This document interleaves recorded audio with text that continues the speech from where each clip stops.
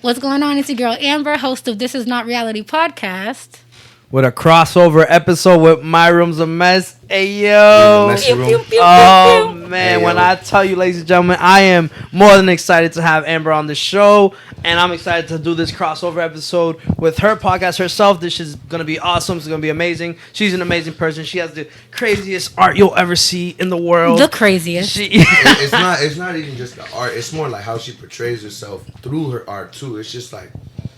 She got a whole personality that you could just tell, bro. She's crazy, bro. I'm telling you, ladies and gentlemen, this is going to be an episode for the books. I can't wait for you guys to see it. Yo, bro, she already got her own podcast, too, bro. Like, yo, she knows how to talk. We about to have a crazy episode today. I'll be talking. Conversation. I'll be talking, and I'm excited to talk to you guys as well. You've been doing this for about, like, 2 years now. 2 years. Yeah, Just had Flawless Real Talk on for the last episode. Had some city councilors at large. You guys talk about everything and anything, right? Yeah. What's that motto again? Hit me with the motto. That shit was nice. Yeah, like a messy room, life is all over the place. We talk about anything and everything. We just get it rolling, bro. We get it rolling. We just get it rolling. We I'm just gonna need y'all. see what comes out. I'm gonna need y'all to write my motto for me. I need something like a little phrase. Yo, who came up with that? You did. I guess because I got the bars. You feel me? He's like, I wrote that. That was me. Sure. That was me.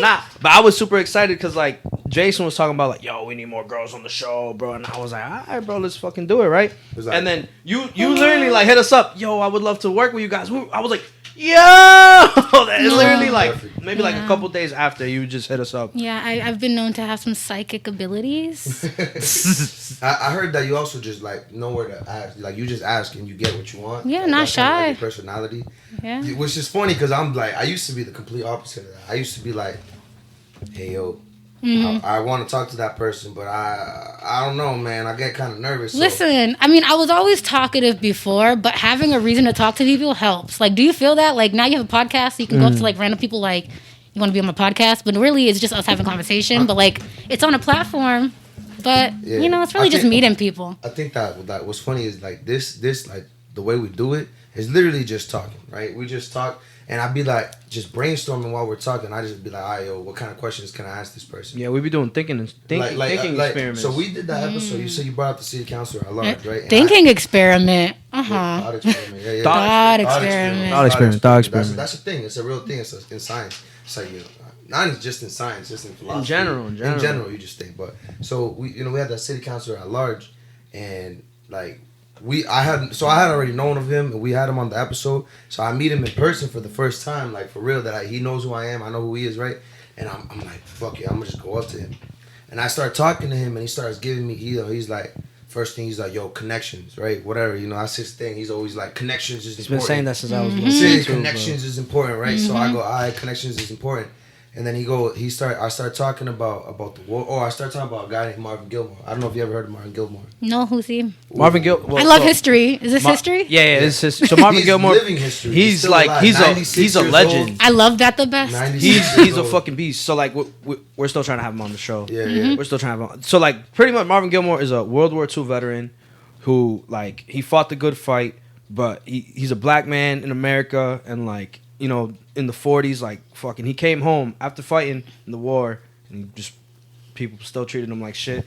And then, like, yo, he owned the first black-owned bank. He tried a black-owned airline? Yeah, he was the first black-owned liquor license in Cambridge, and he opened a reggae club called the Western Front, and then to pay homage to him, they opened like a Western Front dispensary in Chelsea. Right, I was like that. Now that sounds familiar. It's down the street from my house. So he's the owner of that. And he's the president of that. He's like the guy. Living history. Yeah, so he's been grinding his whole life. Like he's a hardworking dude.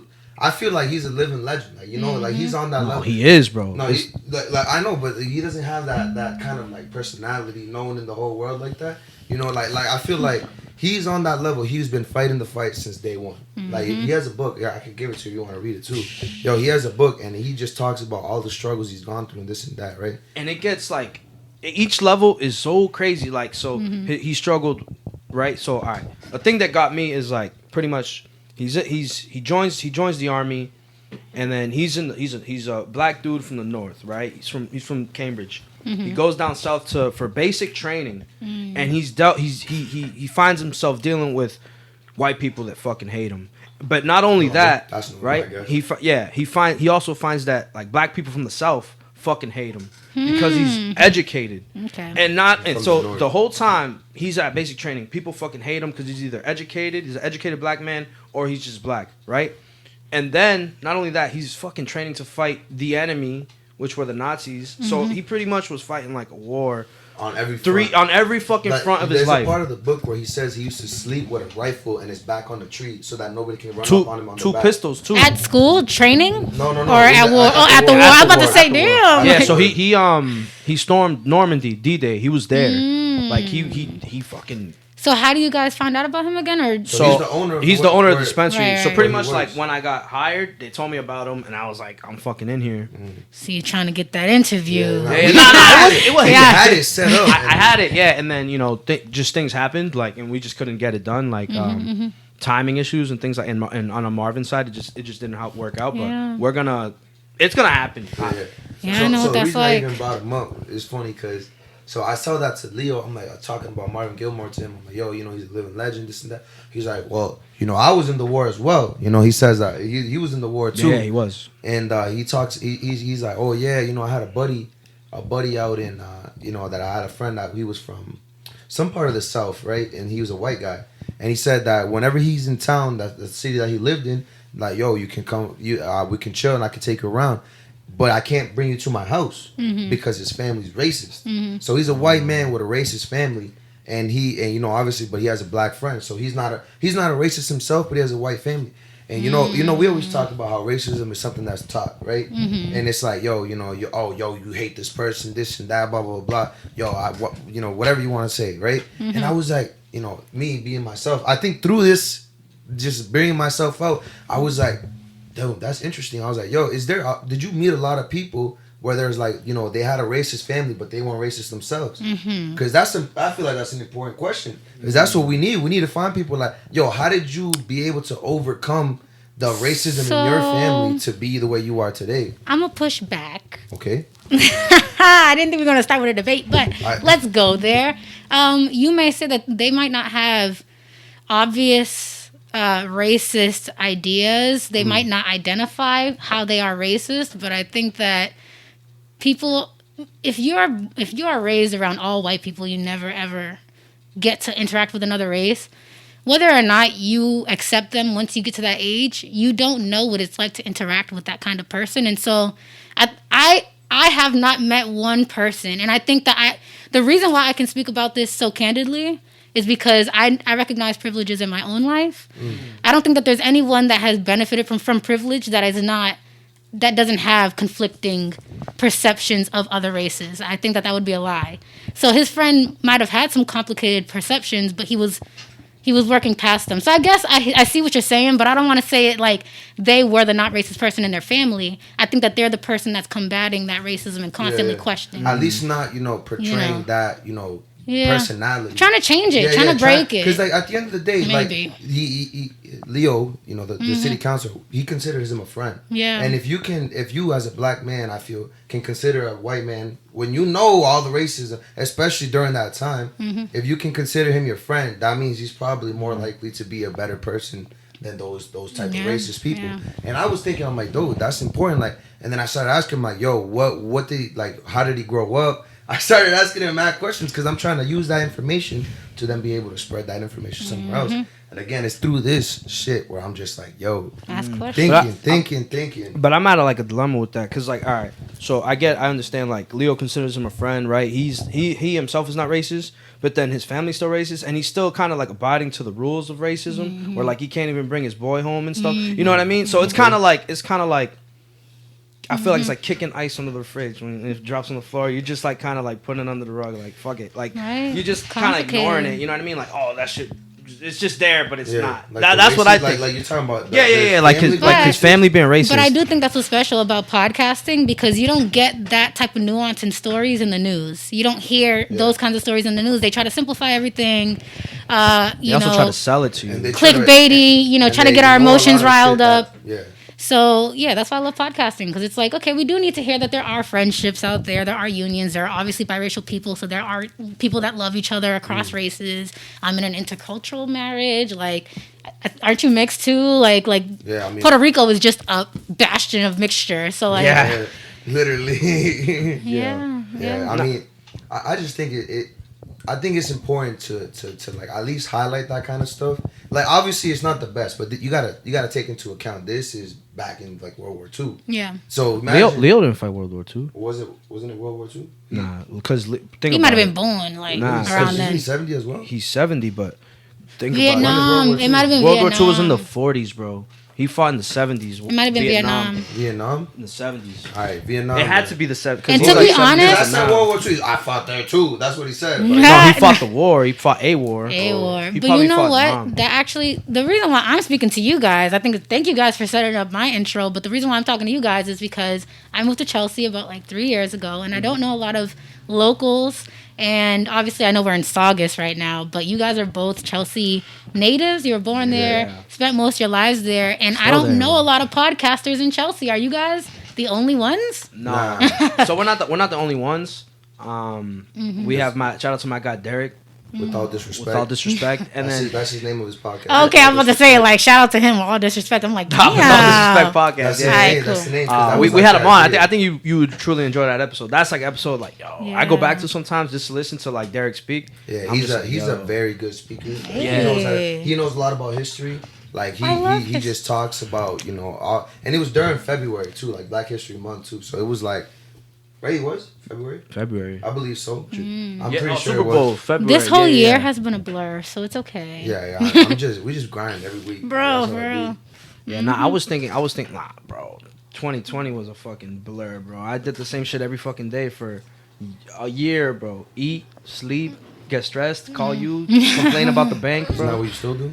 Except Nah, for the bank. I don't work at the bank, Except for bro. the bank, yeah. Hey. I mean, nah, I don't complain about the Western Front, bro. Right. I had like 4 different jobs last year. It was a Really? struggle. 4? Really? Maybe not. I don't know. Let me see. So I had 2 jobs when the pandemic started. I had just started a job. And then a week and a half after, we went on like whatever. Quarantine, they laid me off. Long story short, my other job laid me off. But then the second job that had originally laid me off hired me back. So then I went back and then I got a job offer from places that I was applying to when I thought I was screwed. Yeah. So long story short, I've like had jobs, no jobs, like had 2 jobs at a time, 1 job. Like I've been all over the world. Taxes was a mess, but for anybody that has struggled this pandemic, I am with you. Okay, we are all here. And shout out to anybody that's been privileged to have a job. I've had a little bit of that work from home pleasure, the privilege of that. But my father's, going in, cousins is going in. Shout out to the essential workers. I feel like, so like, I mean, at first, like, so when the pandemic first like started in last March, I got, I was working from home or whatever. I was like, yo, this shit's fire. I get to do whatever the fuck I want. I get to play video games and shit while I'm working at the bank. But I felt like, I feel like I went crazy at one point just staying in my fucking house. Oh, I've struggled. Oh my God, I struggled so much. Like, I don't know. Working from home for me, it was kind of a bad experience. It felt like college again. Like you're like currently enrolled in classes, so maybe are you doing it virtually? Yeah, I mean, I just finished my semester. I forgot to do that work that I was supposed to do, but hopefully we finish so I can do it. He gonna finish. He gonna finish. I'm gonna do it. That's literally the last thing I have to He do. gonna, Wait, that's he gonna graded? walk That's that graded? stage. It's a sir. I don't know. It's supposed to be graded. It's mandatory. They said, bro. They just want like some stuff, bro. I don't You're think that shit's good. great. We know. Listen to us. We got you. It's cool with me. Yeah, but essentially, it reminded me of college again. Like just having, like you have, at least from my job and the type of work that I do. Yeah. I have this work to do. It has to get done. I have a certain amount of hours that I'm given to work for this company, and I gotta get it done. And it was just like, all right, it's up to me. I'm at home. I could shower. I could eat breakfast. I could switch up my routine, which was great. Yeah. But it was also like, oh, you gotta do your job. Like it felt like college to me. For me, like, so I worked at the bank, and I felt like what brought me to the bank, where I wanted to work there, were not the right reasons. I was looking fresh, suited up. You know what I mean? When did you start there? I started there 2018. What was I? Oh, okay. 19? So you were there before, like. Yeah. I was there, and then like I was chilling. So like every reason that I thought in my head, like why I wanted to work there, were not like reasons like, oh, I like the job. It was like, I get free coffee. There's a fucking No, he didn't. yeah, you know what I mean. Free coffee. Man. It was like yo, I look fresh on the train. Fucking, you know, it was like stupid reasons. And then when all that stuff got taken away because we're all working from home, we're all like fucking in like sweatpants and shit, work from home. I was just like, But the suit on top. Sometimes, yeah, sometimes. Sometimes. Nah, I just put like a polo on and then I'd fucking be wearing like boxers and shit. But nah, like I was just like, yo, like I don't fucking like what I do. This shit's whack. So then I was going like crazy, and I worked in the market, and the market crashed. So I had like, instead of like having like, you know how like people like were chilling, bro. People were like cooling in their jobs or didn't even have a job, unemployment and got shit. laid off and I didn't work for 2 months. I was just cooling. Yeah, everyone would be like, yo, this is like crazy. That unemployment this though? pandemic, bro, is kind of clutch, low key. Like people, I was like, The stimuluses, the unemployment. Yeah. I was more stressed than ever because I've never seen that much work in my life. I was doing like 10, 12-hour days. No, but that's the thing. Like, if you weren't like laid off, you were like getting the work because like other people that got laid off that got put onto the other workers. Like a lot of places, like me, I started a job during the pandemic. Like we were already going through some struggles. I work with Boston Public Schools.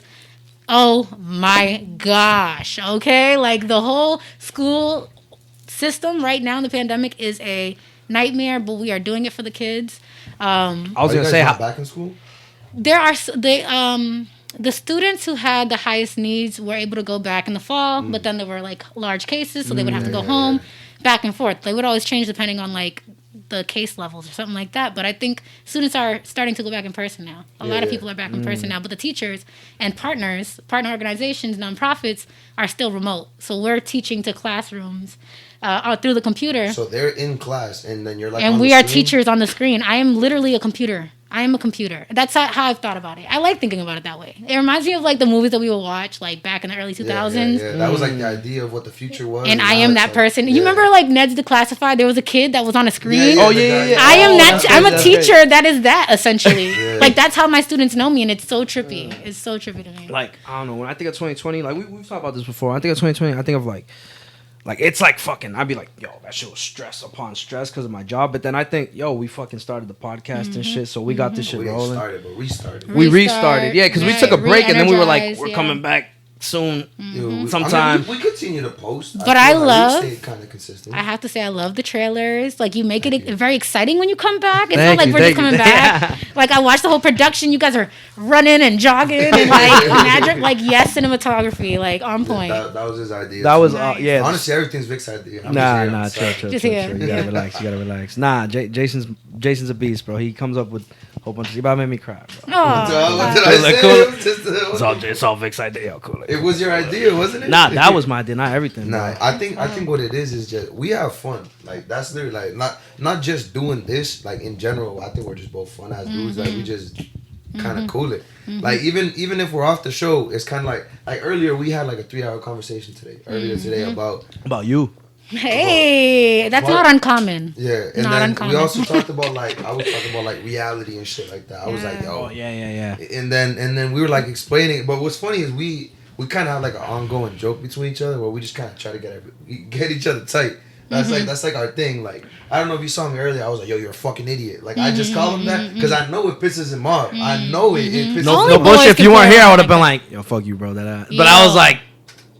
Only boys can play like that because if 2 girls, yo, we fighting. Nah, that's not true. Some dudes can't take it too. No, you're right. I shouldn't do that because there are some women that can take it too. Yeah. I just ain't one of them. It's because I had to teach him how to do that because before he used to catch mad feelings. I didn't catch feelings. I was just confused because I'm personally in my life I'm always kind of cooling, right? Yeah. I don't really take life too seriously because like at the end of the day we're all gonna die, and if once we all die, it's like that was it. But isn't that the reason to take it serious? I take it serious, but not serious. You know what I mean? Like I take my. I don't take myself like serious. I don't put myself on a pedestal. Like I'm like like obviously I'm about to graduate. We got this show. I be doing all this and that. Like I'm trying. We trying to grow. I also be working, whatever. Right? I do that. So in that way, I feel like I take life seriously because I'm trying to grow myself and develop into a person that can be respected or whatever.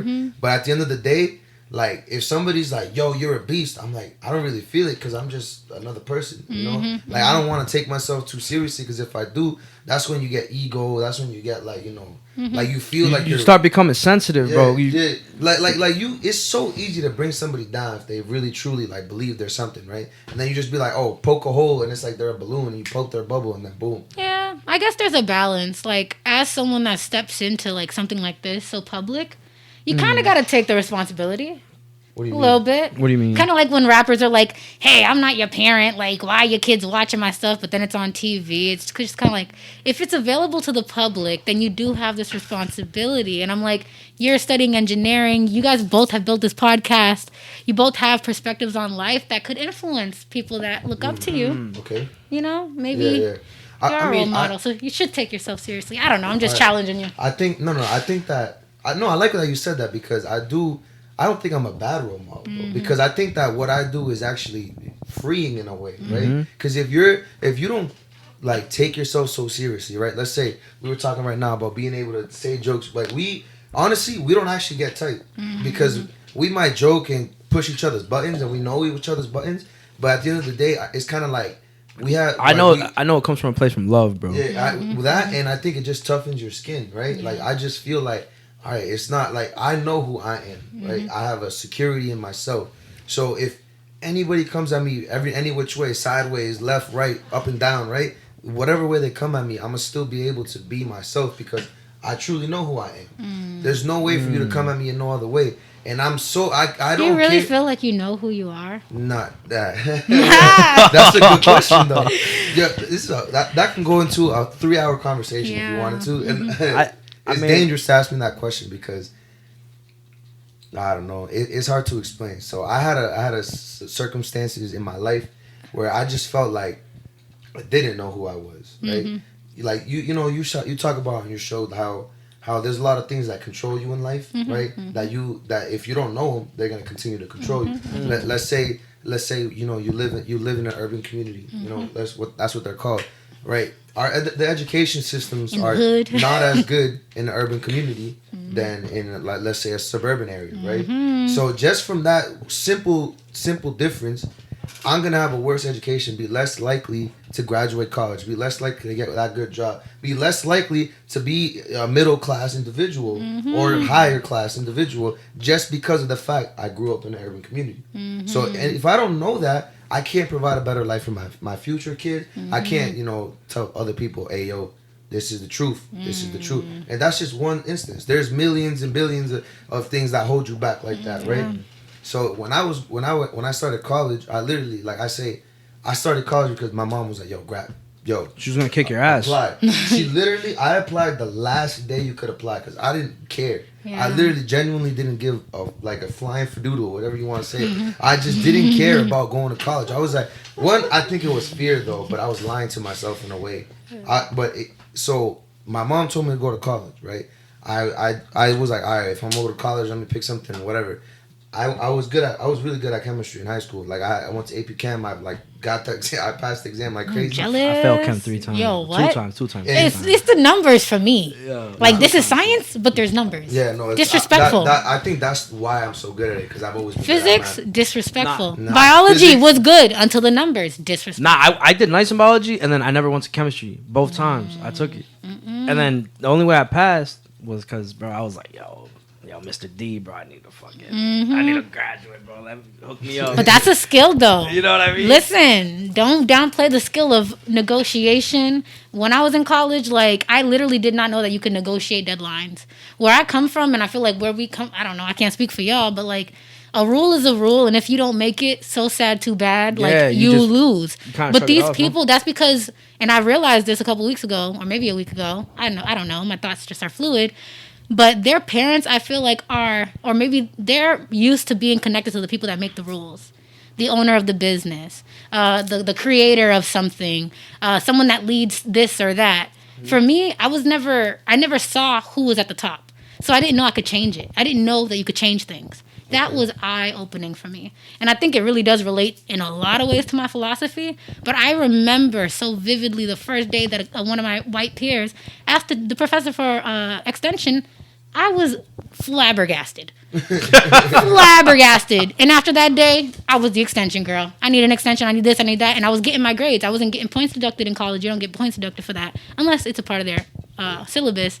But yeah, don't downplay that skill. Don't downplay it. That definitely is a skill. I thought I was just trying to breeze through high school. That's what they be doing, and then they be ending up CEOs of freaking companies and stuff. So watch, bro, coming soon. Jen, and then it turns into money laundering and no, offshore bank accounts. You know, it's just loopholes, okay? Yeah, Loopholes and knowing who's in charge. Yeah, that is true. That is true. Yeah, it's funny that you guys are talking about reality. I guess maybe because the name of the podcast. Well, No. I mean, we were talking about reality because, all right, let me get to that part of the story. So I was in college because my mom told me, right? I was good at chemistry. My chemistry teacher told me, yo, I think you should be a chemical engineer. I literally just told you I'm graduating as a chemical engineer this year, right? So I'm in college, right? And I'm sitting there, and I think that college was great for me, not only just to learn how to be a chemical engineer and get a job. I think it was great because it gave me a chance to find out who I was. You know, I lived on campus, right? I had my friends. I was by yourself, pretty much. By myself, basically. I was just with my friends, your own man. Are not your parents, right? If you want to leave and go out, and they're not gonna ask you, yo, where you going? They're not. It's like, yo, and then that's it. I'll see you in 5 hours if it takes that amount of time. Mm-hmm. So I think it gave me that chance to start reflecting on who I was, right? And I started realizing I wasn't anybody. If that makes sense. It's kind of like I was in college because my mom told me. I'm a chemical engineer because my chemistry teacher told me. I have these beliefs and these things that people told me is right or wrong, and I was like, do I really believe any of the stuff that they're telling me, or am I just following along like a sheep?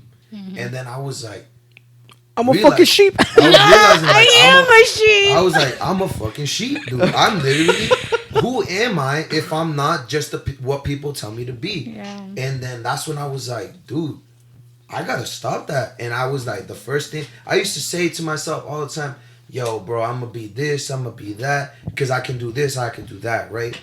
And sometimes I would be like, bro, I really can't do that, right? I'm like, let me give an example.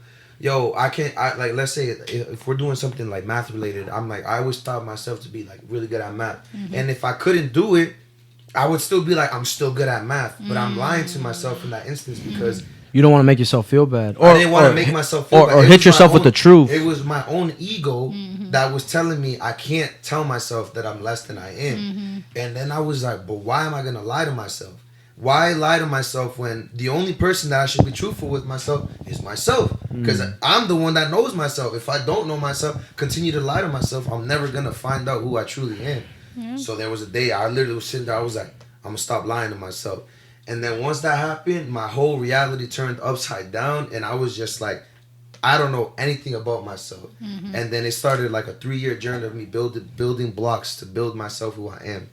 And the first belief that I even made was I don't believe anything, because I don't know if there's a God. I don't know if you're even another person, because you could just be a robot, right? You could be anything. I don't even know if I got here. I don't even know if I was truly born. I could have been put here 5 minutes ago with, this all body. These memories and shit. With all these memories and all these things. Like, I'm in this room. Oh, I recognize this room. But it's just a USB thing. I put it in my computer, and all of a sudden I have this memory. Right. And that idea just made me like, bro. Shit makes me cringe, bro. Like, I'm just like, yo, am I even here? Like, am I even a thing? Like, you ever watch The Matrix? Like, the red, blue. So, I never really watched all of it, but I've heard the general concept. Yeah, it's pretty much like they're in like a computerized world, and then NATO. I never watched it. Keanu Reeves is the guy that brings humanity back. Yeah, Neo. He brings. He brings. I don't remember. I haven't watched it. He brings humanity out of the simulation. Okay. He makes it real again. And I saw him. He was like He was like in a pod. They were like using human energy. They didn't need the people anymore. Like, it was disgusting. And I know the general idea. Yeah. So that fact that I was like, yo, there's so many questions to be asked, and there are basically no answers to be given to those types of questions. Like, do you believe in God? On a daily basis, that changes for me. Yeah, I can't give an answer to that. I would have to go through, like, how do you define God? Yeah. What has God been noticed as? Yeah. And when I was like This is not reality is a quote that I have always written in French since high school when I learned about it in art history class. It's based on a painting by René Magritte called Ceci n'est pas une... It's called The Treachery of Images, but the image says this is not a pipe. It's a painting of a pipe because it is not a pipe. We have just gotten so used to how we refer to paintings like as a second reality that we just say, oh, that's a pipe. But really, if we break it down, it's a painting of a pipe. A painting is this style of art. Art is this thing that humans do. Like, there's so much to it. And so that's how I think about a lot of concepts in life. If you break it down, you've gotten so used to seeing things a certain way, but it might not necessarily be that. And when you talk to different people, you can actually, like, start to put together the pieces. But there is a podcast that I listened to different types of platforms, and I think it's called Philosophize This. It's a white dude. That's a fire podcast. I used to listen to it every day on my way back into work. Just my commute, I was listening to podcasts. Like, I can name a bunch others. But just to focus on him, he talked about, and I can't quote white philosophers as perfectly as I want to, but I'm okay with that, and I stand in that because I know that there's a lot going on in terms of gender and race that I'm going to try not to just concern myself with right now. And somebody that is an expert might see this and be like, oh, that's not right, whatever. Long story short, there is skepticism, and there's nihilism, and there's these different isms. There's like an ism where you don't believe in anything. That's mine. There's an ism where you're always questioning things. What if you believe in everything? Sophism? Is it sophism? See, I think that's like a way of like knowing and like... Yeah, I think sophism is... Stoicism is something that's related to that. Stoicism were like people that were skeptics, but they were like grim about it, I think, or negative about it. Like, I can't pinpoint them. We call it pessimism, but when you attach it to an ideology of people writing about like what does this mean, like, and I can't necessarily, I'm not bringing these up to like say anything about them because I probably just like screwed up what they mean, but essentially it's like this is not reality is like an oxymoron to me because it's like, yeah, kind of like how you were like, I don't know myself, but now this is I can actually start living now that I've realized that. So I'm like, this is not reality. But I'm alive and I'm here and I'm sitting in this guy's house. Didn't I say that earlier right today? here, you know? I literally said that earlier He today. did. It's about having hope. Having hope, like maintaining peace, finding purpose despite everything. So like I totally felt you when you said that. Like totally. Bro, that is perfect, beautiful that's shit. That's pretty much the conversation we were having this morning. Yeah, about reality. I have a like a hard time sometimes believing. Like sometimes I look in the mirror, I'll be like, oh shit, like that's me. Like on a daily basis. Sometimes I've had instances where I think I'm a different You ever person. do a spooky face in the mirror? Like look at yourself for a long time? Nah. Like when you're a kid? No, you never did that? You ever cried in the mirror? Nothing weird? Oh, just me? All right, cool. Oh, no. I've left the mirror and then come back man quick to see Come the on, come on, you don't do none of that. We cool. I genuinely, I have a hard time looking myself in the mirror because I have a, like, that ego thing really gets me. Because I think that if I have too much ego, I'm not myself anymore. Because I'm focused on my outside body instead of my inside self. You know what I mean? So that's why I think I look in the mirror like once a day when I'm brushing my teeth. Other than that, I don't really look in the mirror. That can be good for some people. Yeah. For me, I need to be more present personally as a person. So I like to look at myself and see myself out in the world because I'm in my head all the time. So I need to get that's out. where you live. That's where you truly live. Like there's been times where I'm a different person. Like I don't know how to explain it better than there was this one time I was chilling in bed and I was like, oh, damn, I gotta go get my daughter. I don't have a daughter. And I thought I had blonde hair. And I looked in the mirror. I was like, who the fuck is that? And it's myself. It's who I am right now. And I was like, yo, what the fuck was that? Like, yo. And that's happened to me multiple times. And I don't know if I'm just crazy or tapped or whatever you want to say. But it's just like, those instances, I feel like, you know, like earlier today, I was asleep. And I was not myself in my dream. And I'm like, all right. There has been a time where I was a little girl in my dream. There's been times where I was a whole different man. Yeah, and realistically, though, when you were talking about, like, looking in the mirror and not knowing yourself, dissociation is real. I think that's how you say it. Dissociation. It's something that I've noticed in myself, which is why I say I'm always in my head. I need to get out because, and even, like, being detached in that same way, I don't know how to explain it, but it makes sense to me. I'm still detached, but I'm in my head. I don't know. But it's a symptom of trauma. It could be a symptom of a lot of things, like dissociation in general. But I think it's definitely a weird one. Like, not Just social, connecting like with You're not connected the with yourself, physical self. right? Like what? I don't This know. is me. It's 'cause I feel like a little like we go through this all the time. I feel like I only could think life is real because I feel like that's all I have. If that makes any sense. Like, Yeah. like you know what I mean? Then Like, what? Then what? If this ain't, that's why I'm like, damn, this ain't reality. Yeah, because like Got 100 more, maybe, hopefully, if I'm lucky on this planet, what am I gonna do? Facts, bro. I'm just like, damn, like I'm Whatever. only 22, bro. Like Yeah. I got a long way to go. Cause like I don't know. I feel like I don't know. I feel like I believe everything. Cause I feel like I have no right to say no. That shit's wrong, bro. Cause how the fuck do I know that shit's wrong? But Like how do you know that shit's right? Like for example, when we But talk. how do you know that shit's right? But that's what I said to you this morning. I was telling you, all right, how do you know shit's fake? But then how do you know I'm telling the truth? I was like, yo, I was mad confused because I'm like, what the fuck? So then I don't know what to believe. So I just be like, I just believe it all. That's academia, you know? Like, that's why I didn't think I'd talk about this today, but when I came back from college, I had like a little bit of a breakdown. I don't call it a mental breakdown. I don't know if I should go that far, but I had to like converge these two different worlds that I just lived in the like matter of 4 years of like extreme privilege and experiences that my family could not even imagine, and then literally being plopped right back into my mama's house with no shades, no blinds in Roxbury, and like literally just living just like I was before I left. Like I had a little bit of a breakdown, but I did have to ask myself, like, what did I just do? What was this thing called college? Like, what did I just have access to? Like, this is wild. Like, it's a bunch of ideas. I was reading ancient ideas, like these white guys that I just kind of, like, I can kind of mention Marx. I can kind of mention Foucault. I can kind of mention, like, Weber. I think that's a guy. Like, I can name some of these names. I remember, and if I really, really, like, try to go over my notes and, like, remember these things in college, like, I heard them, but they're old. But they've been tested and debated and peer-reviewed, and it's like this body of knowledge that we had access to, and it's a privilege. So I'm like, we don't know everything, but there have been some debates, and there's, you know, you can lean more this way, that way. Like, that's why I love education. I just love it. But podcasting, like, there's echo chambers now. Like, how do you know what's real or what's not? All you got to do is find a podcaster that agrees with you and people that, like, say the things that you want to say, and you could just lock in and never see it. Like, the racist people are doing that right now. Yeah, I mean, locking that's in. just not only a podcast, that's on social media. Like, what is literally, real? like Facebook group chats that are probably like, yo, we're all racist. Like, Let's go. Deep fakes. Have you guys seen deep fakes? Do you know what deep fake is? like a fake account?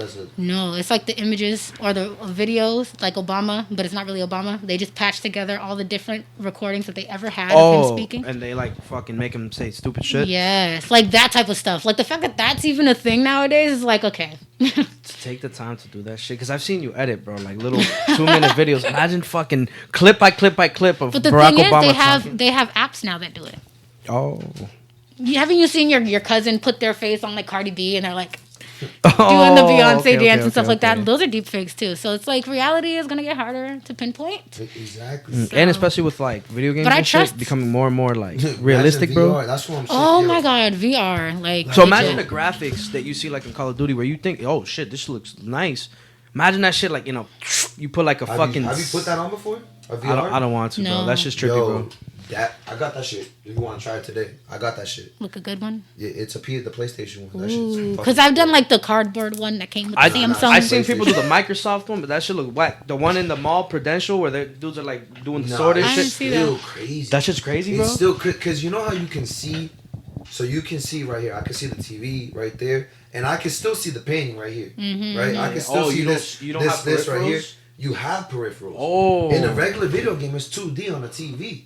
You have peripherals, so you're engulfed in this whole reality that's virtually created. That's fucking. And it trip. goes not. But sometimes there's a loading menu in the PlayStation one. It's a loading menu where you're just basically standing in the middle of the light and you can see up, mad far, and you can see this. You can see infinitely to every direction. So you're just sitting in a room with light where you can see all. I'm not putting that shit. Bro, on. I don't that care. shit. You say that now, but who No, knows? You see me playing that shit? It'll be like the norm in like 5 years. You take reality for granted sometimes because you just feel it's real. You're in it. You're not. You're in it, right? Whatever.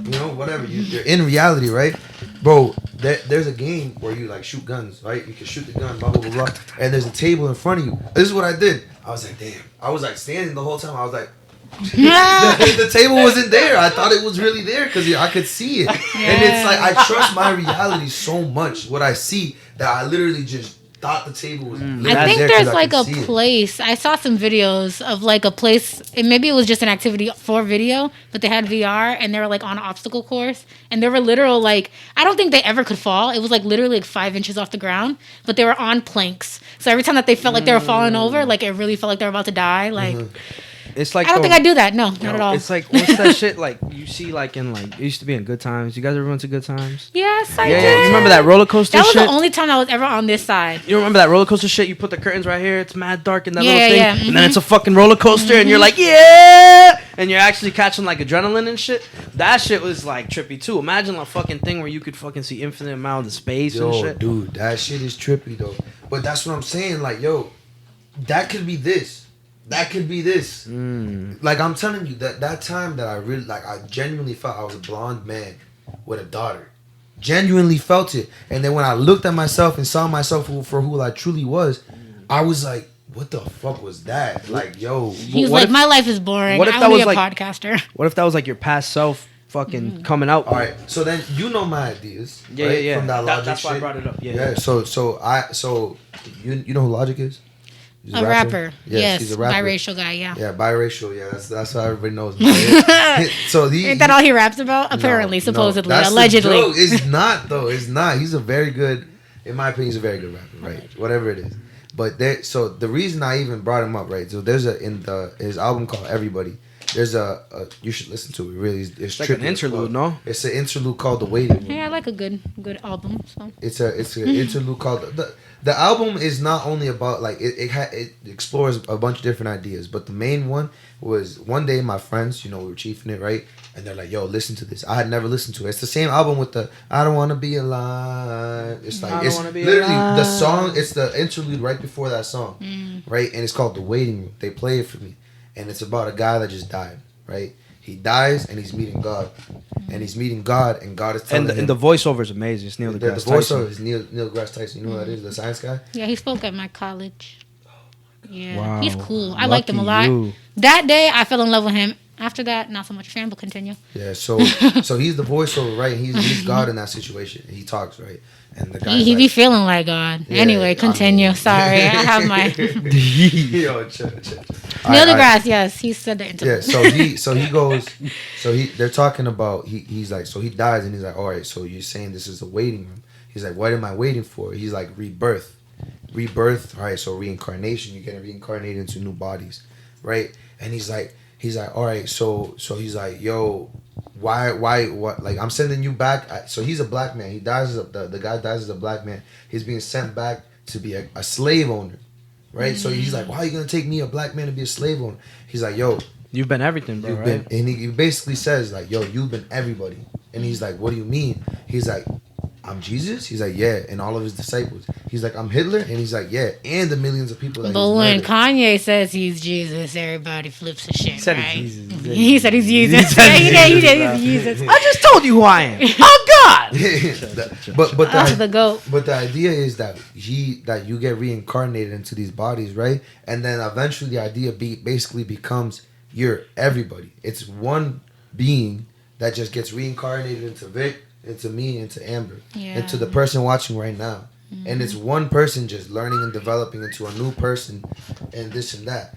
So you have everyone's experience. Imagine this, bro. Well, that's trippy. I'm going through personally an existential crisis because I was like, yo, that whole shit I was explaining. I was like, who am I? And then you hear that, and then I hear I'm everybody. I was like, what? I would have probably. Dude, the next day I was standing in line and like a line to get an omelet, right? And I'm looking at the guy next to me. I'm like, that's me. I was like, yo, that's me. I look over here. I'm like, that's me too. And I'm like, yo, this is kind of crazy. Like, yo, this experience of life is. You know, I had a moment like that before. Not to cut you off, but I was on my college campus and I was like, because I'm always talking in my head, like constantly sound.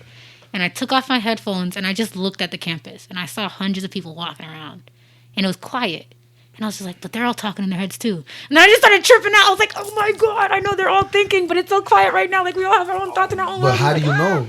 Because I know, everyone's they in might their not own be. world. How do bro. you know that they have thoughts? Don't do this to me. That's what I'm saying. That this is what I'm saying. That's why I love this guy. It's like, yo, it was so weird. So why did I even bring this up about the multiple? So if we're everybody. Oh, because she asked you the question, like, do you truly believe yourself? And then we've been chopping it up. Segue to the segue to the segue. Yeah. But I do have to listen to that Logic album though. Yeah, I mean, I more like that waiting room really hit me deep because it really like just.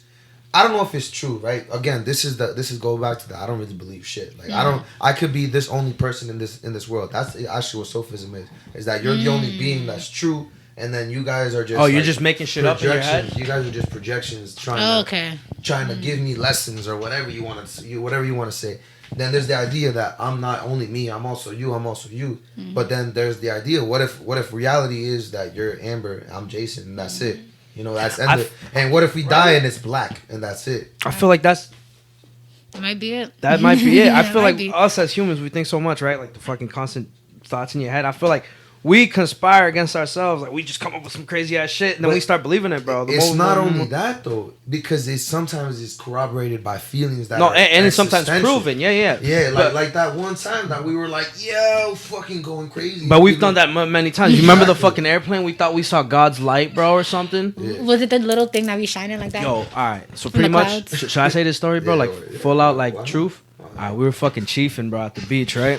Tell the whole truth, nothing but the Yeah, truth. we were chiefing at so the you beach. there was a little We're like chiefing and shit. We're at the what's that shit? The Beach, lifeguard the shit. lifeguard tower. The lifeguard tower shit. And we're possible just some cooling. hallucinatories involved. Yeah, it's like the fucking no cemeteries. Hallucinogen. It's just weed. Yeah, it's just weed. No. And we're just fucking cooling, and then all of a sudden a light comes, and we're like, yo. No. It wasn't that. There was just a square light. It was in a the sky. square light. Yeah. And A square light. And It looked like a door. I looked at it, and I'm like, I'm fucking tripping. And then this dude goes, yo, is that a door? And I was like, This is like, you ever watched the movie The Truman Show?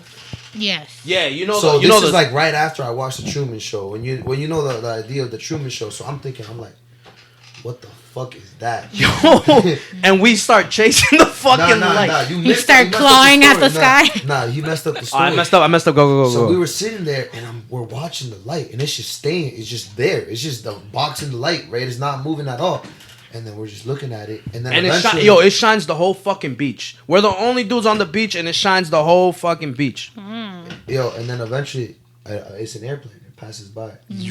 I was like, yo, wow, we're fucking off it, bro. This weed's crazy. We're looking watch at the plane.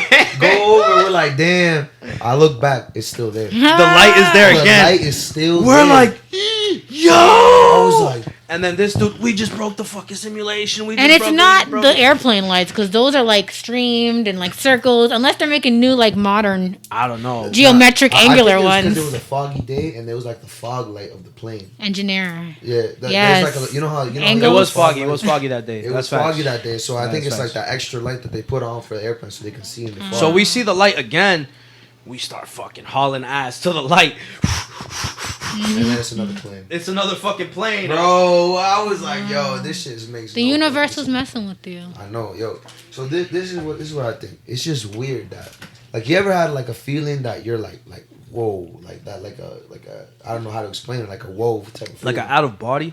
Like an out of body, like your skin is tingling. Like I don't want to lie, so I can't think of an example Okay. right now. it's like a moment in time where like it's like you question what the fuck is in front of you and what's reality. So the thing is, I don't know if it's because I'm an artist or what, but I'm constantly questioning things. So there's never one moment. nah, but Every day, the moments that I do know are clarity. The moments of clarity stand out a lot more than the days So this where I'm is, thinking a lot. It's like- that's kind of what it is, but it's like extreme clarity in Yeah. that moment. yeah, and it's not. It's like some. I don't know how to explain. Like the South Carolina shit. Yeah. Bro, it was like I feel like me and this dude were connected in a way we've never been connected before in our lives. And I've known this dude for years. And it was like, what the fuck? Like we both felt it. So what we were talking about was, so the idea of my room's a mess is not just like it's a literal statement. Yeah, my room's a mess. Like you know, everyone's room is a mess at one point in their life, right? Hey, in the room, But it's but clean yeah. though, I must Right, say. yeah, it's relatively clean, right? So, So the idea of my room's a mess is a metaphor for what life truly is. Sometimes not. The room is life. Yeah, your room's a mess, and life but can you be can fucking clean messy. it up, and life can be messy in that and same you could way. you could clean it up, and you could try to, like, you know, you could try to better yourself. Essentially, you could try to clean your room. Yeah. So me, him, and our boy Ant, the dude we had on the podcast he was actually here with us. We were having a crazy convo just about life, like, you know, reflecting on our past experiences and stuff Ant like that. dips. He And leaves. Ant he has to go to the bathroom. He goes, "Oh, I'm going to the bathroom." And in that very moment where it's just me and him, I'm telling you, it's like I don't know how to explain. It feels like divine. Like, it feels like, so I know it's real because I fucking felt it physically, emotionally, everything in my brain. But then it's like not there at the same time. If that makes fucking sense. What happened was, so we continued to talk, and we were like, "Yo," and we were like, "Yo," because the conversation we had was kind of like along the lines of like, "Yo, my life is a mess. Like, this is kind of crazy." And then I'm like, "Yo, we're talking about that," and we said exactly at the same time. He's like, "We're like a messy room. Life is all over the place." Something like that. Like we said. It was like on cue, word for word. It looked exactly like a fucking script. Like, it looked like we were practicing for like a movie, and it's like one of those moments in a movie where like the fucking, you know, all the cameras are on it. It's like different pan angles. Like a fucking light is on the. It's like like one of those. It was like that, and I looked at this like, what the? It was like you know, I think it's like what I was trying to explain it as is like, you know, when you have an idea for so long and you're like. It doesn't. You ever have an idea and you don't feel like it's a full idea? It's like marinating in your head. Kinda. So there'll be times where I'm like, I'm thinking about something. I'm like, but what do I really mean? I have this idea, but what am I trying to say? And how do I portray it to somebody else? Because at the end of the day, if I have an idea and I understand it, it means nothing unless I can communicate it to somebody else. So for me for that moment, it was like we perfectly communicated an idea that connected our pasts, our present, and our future all at the same time. And it was just like this moment in time just collided, and we just knew exactly what the hell we were talking about without saying a single word. Yeah, and I think that's divine in a way that we're not used to seeing divine. Because you're talking about, it's this like, what did you say? Like this collision, a clash of all these things just lining up that have always been happening, and there's this moment where they all collide, and it's like it's divine, but it's also like just like you've been living your life, you've been doing what you do, you've built this friend, but it's this like knowledge and this like I always see it as purpose, and maybe it's not purpose necessarily. But I'm all about highlighting that it is divine. I think a lot of things about being a person is divine. A lot of things about connection is so divine. Yeah. And I think that's what artists are always trying to show people. Like, look at how special, this is beautiful, this is special. And that's why I got into poetry when I was younger. Yeah. I used to always have to write before I drew and before I painted, because I just needed to write out like the metaphors and the ideas, because I saw so much beauty in the world. But it's really about translation, you know? Translating that beauty. Wow, that's beautiful. I never really thought of it like that. That's a different type of process I had never heard about. Yeah. I know. Because you're so I've heard people just getting to the canvas and then just start moving, right? And then they're moving and then they just create that, right? So you have to, I feel like you get into, like the way you do it, you write down what you want to say, and then you paint it, right? Or you draw it or whatever. That's like speaking multiple fucking languages. Yeah. It's not the most efficient process. No, that's like being bilingual. But that's like, beautiful though, because you're like the poem means something to you, that you have a feeling and it's an emotion. You're like orchestrating art. Yeah. Like you're encapsulating like multiple. Yeah. To make like a, you know. To make this.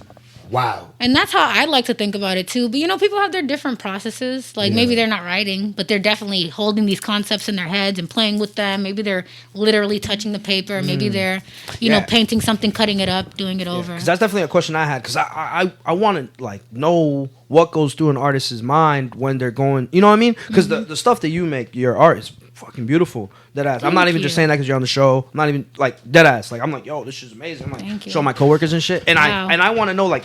I want to know the process of how the fuck you get that from inside your head where it's just chilling and then you just have it on there. Like some people like Lil Wayne, Jay-Z, they just fucking start rapping and they make fucking gold, right? They don't even write nothing. Right. And then some people have to like go through a whole fucking metamorphosis just to get to that fucking start whatever. Yeah. And that shit's crazy that you like, I don't know, that shit amazed me. Like, did you encapsulate it like like I said, multiple different Yeah, languages. I mean it's not easy. So like I would ask artists the same thing. I'm always wondering like, what's your process so I can learn from it because I feel like mine is janky. But I think a lot of artists probably feel like their process is janky up until someone says, "Hey, that's cool," and you're like, "Oh, I guess it is, huh?" My process has been non-linear, and I feel the urge to talk about rap. But if I forget, try to remind me. If not, we'll get to it somehow, some way, someday. Now you mentioned Kanye. That shit's been in the back of my head. No bullshit. Right, but with an artist, and we were talking about this off the record, but I was talking about how like I feel like I haven't developed like a practice yet. Like I'm still trying to get to the point where where I have a style, where I'm consistent, where people can find my work, and I have a printing system, and I'm able to create different merch that I want on a schedule, and I want to be able to have a certain completeness to my work. I want to have certain concepts to my work. And a style is really what I'm going for. So when I hear you speak, I'm like, dang, I don't feel like I'm there yet. But then other artists too. So when I think about like getting things out on the page or out of my head, I've had to teach myself over the past year, and the pandemic has helped. So like one of my biggest things this pandemic, there are a lot of changes that happened at the beginning of last year that completely had me at a standstill and doubting myself and who I was as a person. Like a lot of the things that had defined me, I was either losing or, just were fizzling out. And so I literally felt lost. Like I didn't know who I was, but I knew that and kind of like what you were talking about with college, I've always been very much into school. I'm a very academic person. And when I was graduating, I didn't want to study art. I was like, I'm not going to study art in college because I know I loved academics. I want to see what else I can do as a smart girl that gets A's and B's. Like, what else is there for me to learn? Definitely wasn't math and biology. But I was like, humanities, what's up? So, I learned about the social sciences. I learned anthropology and communication, sociology, all this stuff. Long story short, like, I didn't end up in a super professional or corporate job. I didn't know where I would end up, but I was thinking maybe that's a possibility. I learned a lot about the world. But long story short, I didn't want to study art. I just wanted to do my thing, study academics. But I went to art high school. When I got out of college, it was hard for me to get jobs because I had a communication degree. And jobs don't know what the fuck to do with that. And they have these systems reading resumes. They're like, we don't know what to do with that if you're applying to an art job. Even though I had all art internships, long story short, since I wasn't getting the jobs that I wanted in communication, and I'm almost like losing my train of thought, but I know that I'm almost there, I knew that I had the skill of art. And that's something that I developed. So I wasn't getting jobs, but I knew that I had art. So I had to start from scratch. I wasn't getting the museum jobs. No, I had to go to the art room at like this part-time job at the Boys and Girls Club and work my way down from the bottom, go to my old high school and work, for not amazing pay, part-time there as well, and work my way up and find my identity again. So right now, back to process, just to wrap it all up, like I wasn't even drawing for a lot of years. Like, I wasn't creating work. I was motivated by the people that I saw in the city that were making work. Right now, I'm just trying to fill the page. That's my motto for the year. Fill the page. Don't do just sketches. Don't just do doodles. Try to fill up the whole page. Try to create a piece.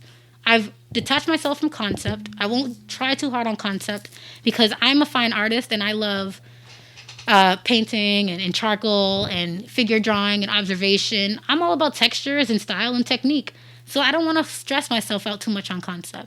So I'm really just having fun right now. I make a piece. When I like something and something is working, I try to do it again and build on it. And I try to create series. So you'll see this process on my Instagram at Dudley Street Baby. That's my art Instagram. Shit's fire. Ladies and gentlemen, you better follow that shit right now. I'm telling you, that shit's crazy. Thank you. Let them know. But yeah, and I got advice to create an art Instagram, but I have my personal Instagram, and then there's also Dudley Street Baby, and you see this journey. And it's not the best, and I'm definitely not the most productive artist out here, but... Bro, why do you think it's not the best? Because I want to give respect to people in the city that are changing the game right now. But you got to give respect to yourself. I am. I am. You're killing the game. And that's something that we were talking about. Like, I can have this conversation on several levels. So with you guys, I can definitely say I am proud, and I want other artists to know that your practice can look like mine. It can be you and your sketchbook and you and your Instagram, and you're just trying to get better. Or it can be you applying for grants and trying to compete with other artists, trying to get into galleries and trying to make a name for yourself. There's levels to this. And at any point, you can step out and take a risk, and I can decide to try to put myself in galleries, and I'm going to do partnerships this week. So, like, I get you. I'm going to give respect to myself. But as an artist, which is another community that I'm in, and as a woman of color that comes from, like, art programs and scholarship programs, I'm in a different ballpark than the kids that I knew in college that were like getting to intern with Christie's and like I can't even name all the museums because I literally have not had the access to even learn what art is at that pinnacle. You know, like there's a whole level to the art world that I might not ever have access to, but I'm gonna try. I'm gonna keep trying. And so when I see people with those opportunities, I'm like, all right, I'm not there. And shout out to the people in the city that are doing murals, that are literally getting grants out the ass every year, that's names are like the only artists that people know. Pro Black, Rixie, Curtis, Chanel Thurville, and Boston. These are all Boston artists because I'm from Boston. But I have to put respect on their names. And I'm inspired by them, and I let them know all the time. Because, the platforms that I began doing were talking to local artists. And so I wasn't making my art at that time. But hearing their stories is how I got inspired. So thank you. And I'm not like rejecting any like praise, but definitely want to break it down for any artist listening. That actually makes a lot of sense because I was thinking about this literally today, but not in art, but in science because. Like, see, this is what I'm talking about. I was focused so much on your reality and trying to understand you. My voice doesn't sound like my voice right now. I don't know if that's a thing that happens to you guys. Hello. Genuinely doesn't. No, like I'm talking and hearing myself at the same time. It doesn't sound like who I thought I would be. I'm not even hearing myself. So. Until you called it out, now I'm like, Nah, so I was thinking the same thing. Like the way you explained it is perfect. So. Yeah, you got to put respect on you because you're a great artist. Obviously, like you feel like we feel it because I feel something when I look at your art, and that's one thing. But you have a different standard for what you think is good art, right? You think like you believe that these people getting the grants, this and that. You said what I love that you said was, there's a pinnacle of art that I might not even be able to see. For me, it's kind of the same thing with science because I love science. Science is truly, I feel like, is my calling because. I feel like when I see something like for example, I'm a chemical engineer. A lot of what I do is like understanding like phenomena in the way fluids move. That's like kind of like I literally had a class called fluid mechanics. So let's say water moving through a pipe moves in a certain way. The pipe has friction on the side, pulling it back. It creates like streamlines. Like that, bro? Huh? You guys break it down like that. You've been thinking about the. You even think about the way that the particles move in a certain way. Because look, in the pipe, it's a circle, and there's shit holding it back, but everything in the middle is not held back. It's called the no slip. That's where the water is cooling? Yeah, the water is moving as fast as it can in that middle center of the point because nothing is holding it back. It's only water on the sides. So it slowly goes like that. So if you see, there's a thing called, I think it's called a streamline, where you see it's kind of like this. That's kind of how the speed of the water moves in a pipe, right? So that's how we break it down. Whatever, that's science. Like I love learning about stuff like that because now I can apply that to my reality. That gives me a sense of like I know how a light bulb works, right? I know why it's showing light from there because it's electricity moving through a filament. Filament gets energy, which causes it to get bright. Whatever you want. So I have an understanding of reality in that way.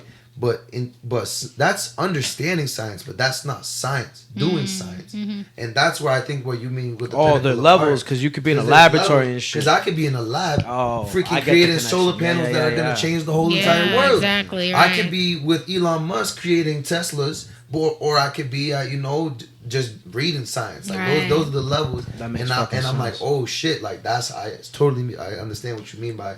There's levels to this, and I feel like you're gonna get there, bro. Yeah. Because I'm okay with not getting there. Like, for example, a lot of people, like, what motivates me when I was working in like nonprofits after school programs was when the families would come, and like the moms would love painting, and they'd actually be pretty good at it. And some of my coworkers are like, "Oh, you do art?" Like, I do art on the side too, but I'm not that good. But I'm like, you are an artist, bro. Like, work on it. It's okay. Like, you don't have to become famous. You don't ever have to hang your stuff up, and maybe you can. Like, if you have a painting that you like, just ask your local freaking place. Right? There's always like that never know factor. What if you're like it's the not greatest even rapper never know. ever? It's just completely possible. You make a painting, you finish it, go ask somebody if you could hang it up in their store. Like, just ask, and they might let you do it, especially if you know them. Yeah. You know, like, you don't ever, and you might not ever do that. You might just paint something and have it in your house. Like, me and my mom are going to paint some flower pots for Mother's Day. And I'm really excited. She loves arts and crafts. And I'm like, that's for us, you know? So do art for you, you know?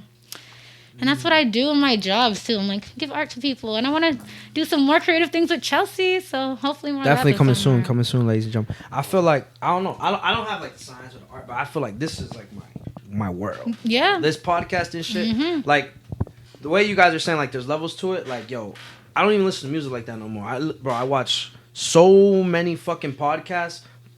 I'm not gonna go down the list, but like, and I just like study the fucking game. I study like the reason why I tell you like, yo, we need like some funky ass questions, bro, because I watch Hot Ones, bro, and on Hot Ones, bro, this dude Sean Evans, bro, shout out to the GOAT, bro. He be doing research, bro. He'll be like, yo, that one time you fucking stubbed your toe, bro, and you fucking, yo, he'll say some crazy ass shit, bro. Yo, that one time you fucking stubbed your toe, this and that, bro, and you put it on Instagram but deleted it, bro. Yo, talk about that. What the fuck? Or like, what's his name? The dude, he interviews the rappers. Nardwuar. Bro. Another one. He'll be like, yo, your fucking cousin said he beat you up one time, and you're like, what the fuck? So that's why I'm like, the funniest one is it Boogie? Is it Boogie? Nah, it's I mean the funniest one for me is Lil Or he's Uzi. like, how you know that? Bro, are you the FBI? He's like, that shit has me I think dying. like Travis Scott or something. I don't know who it was. Nah, so like I definitely understand that on that level, but like something that came to my head is like. My mind is all over the place. Give me a second. So you said you want to find your style in art, right? I feel like I'm gonna toss you like an idea, and I got this from Flawless Real Talk. He was like, "Yo, I thought like, should I just have one style of music, right?" And he was talking about it on the show, and he says, "Nah, I'm a fucking unicorn. I can do whatever the fuck I want because I'm not putting myself in like a box. I have multiple different styles. What if that's just you? You know what I mean? What if you're just like." Amber. Like you're Amber, and you just through your process or whatever, you just create these like amazing, beautiful paintings or drawings or whatever, and like you just like your style is not having a style. The same way, similar how our style of podcasting is not having a fucking like a niche or something. We're just talking. You know what I mean? There's definitely artists out there that are like that, and that's why I'm very inspired by, especially people who do more installation work. They'll use a bunch of different. It'll be more of an experience. Like, you know how a lot of museums nowadays have you like do something. And it's like a whole room of stuff. Yeah, and like that, I think is calling on different strengths of theirs. Sometimes they'll have like a bunch of. I should honestly be like referencing people, but I won't necessarily because I don't be pretentious or artsy like that. But essentially, you could have a bunch of things set up that people walk around, and then a drawing on the wall. Like, so that way you're sculpting and then you do a drawing. You can have like video installations playing on a sculpture. Like, I could do that because I have all the different expertise. So I know artists that do that. But I do wonder, and maybe this is just me being scared, like if they still had a style when they started and then they were able to like have more freedom as they got like what the more like up there, because even still it's like they start off as sculptors a lot of the times, or like they might have a fine arts background and you see it go in. But I like that you gave me that challenge because it reminds me of that, and I'm like, I think that what you like that idea is more because it's easier when somebody knows that you're known for something, right? That's like why us, I feel that pressure. Yeah. For us, like if you want to get interested in us, like you gotta kind of watch an episode that will interest you. You gotta be just like liking the way we talk or the way we ask questions, whatever it is, or you're not gonna like it because at the end of the day, every week we come with something completely different from the week before, and it's done on purpose, like we were saying off camera. Like we intentionally do that. Like the messy room, like the ideology of the messy room, like where we talk about anything and everything. I have that in my head every fucking time, so I'm like, we gotta switch it up. We can't have the same. We can't have rapper. We can't have like artist. You know what I mean? We have to. All over the fucking because the way you express yourself makes you a whole different person, right? Like you express yourself through, let's say, the poetry, which then translates to the art, or you talk on the podcast and you talk with other people and you express yourself. I feel like you can even express yourself by choosing the guests. That's in a way to express yourself because 100%. Because you're like, all right, I love the way that this person is. Let me bring them on. That was a bar. That's like the only motivation, right? That's like, that's your form of art. Like having you on for us is a form of art because we're like, and probably the opposite for us too. It's because you're like, like we've never had a conversation like that. Well, we've already hit probably like 50 different areas in an hour. Like that's crazy. Like to be able to just. I was about to ask, how long has it been? Wow, an hour. It's been an hour already. So and we just go like this because it's just the brain works like that. And you are like that. You know, you like because you're an artist or whatever you want to say because you're Amber. I'm gonna just say you're Amber. And your brain goes like this, Vic. Like this, so now the three of us together naturally, bro. Now we're just going like this all over the place, and that's our form of art because we conversate and we get all these ideas out that we couldn't be able to get out without having you on. Hey. So that's my form of art right now. I don't know if you think of it like that. But Yeah, I was gonna say this is like my art. This is like having conversations. Jason always has a joke where, is. yo, Jason, Vic, everyone knows Vic's life because he says it. He says everything or whatever. Oh, I say he's the Boston Herald, bro. Here, yo, read all about it. Yo, I just did this, bro. Like he's like, Yeah. Nah, so like, but I feel like so you like everyone has a way of expression. I feel like my way of expression is conversation, and like just like growing up, I always felt like, yo, I'm not the smartest person, you know what I mean, in the room, and I was mad and insecure about that. So then whenever I spoke, like in high school, I had to like, I made myself like try to sound mad like cool or mad like whatever, because I was like, yo, That's high school. Yeah, you know what I mean. But then as I kept as I grew up, I was like, fuck that, I don't care. Yeah. And then it's like, yo, conversations in me personally in my own life, it's like my favorite thing ever. I feel like that's where I learned the most. Like reading a book, yeah, I learned, it's great, but talking about the book, I fucking memorized the whole. You should join a book club. Yo, I know a good one. Smart Brown Girl.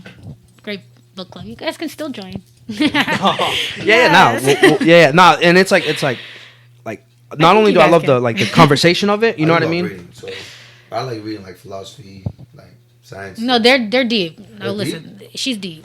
Yeah. She's I'm deep. down. She's I be a smart reading- brown girl. Listen, she don't play games. Like, I read like a whole bunch of random shit. Like I'll read like fucking some realistic stuff. I read some history. I read some Yeah. Harry I've never been in a Potter. book club. I was one me of those, either. I'm wanting. That's my goal, but I feel like it holds you accountable, bro. Because 'Cause I love sometimes I'll reading. be like, fuck. But that's what I mean.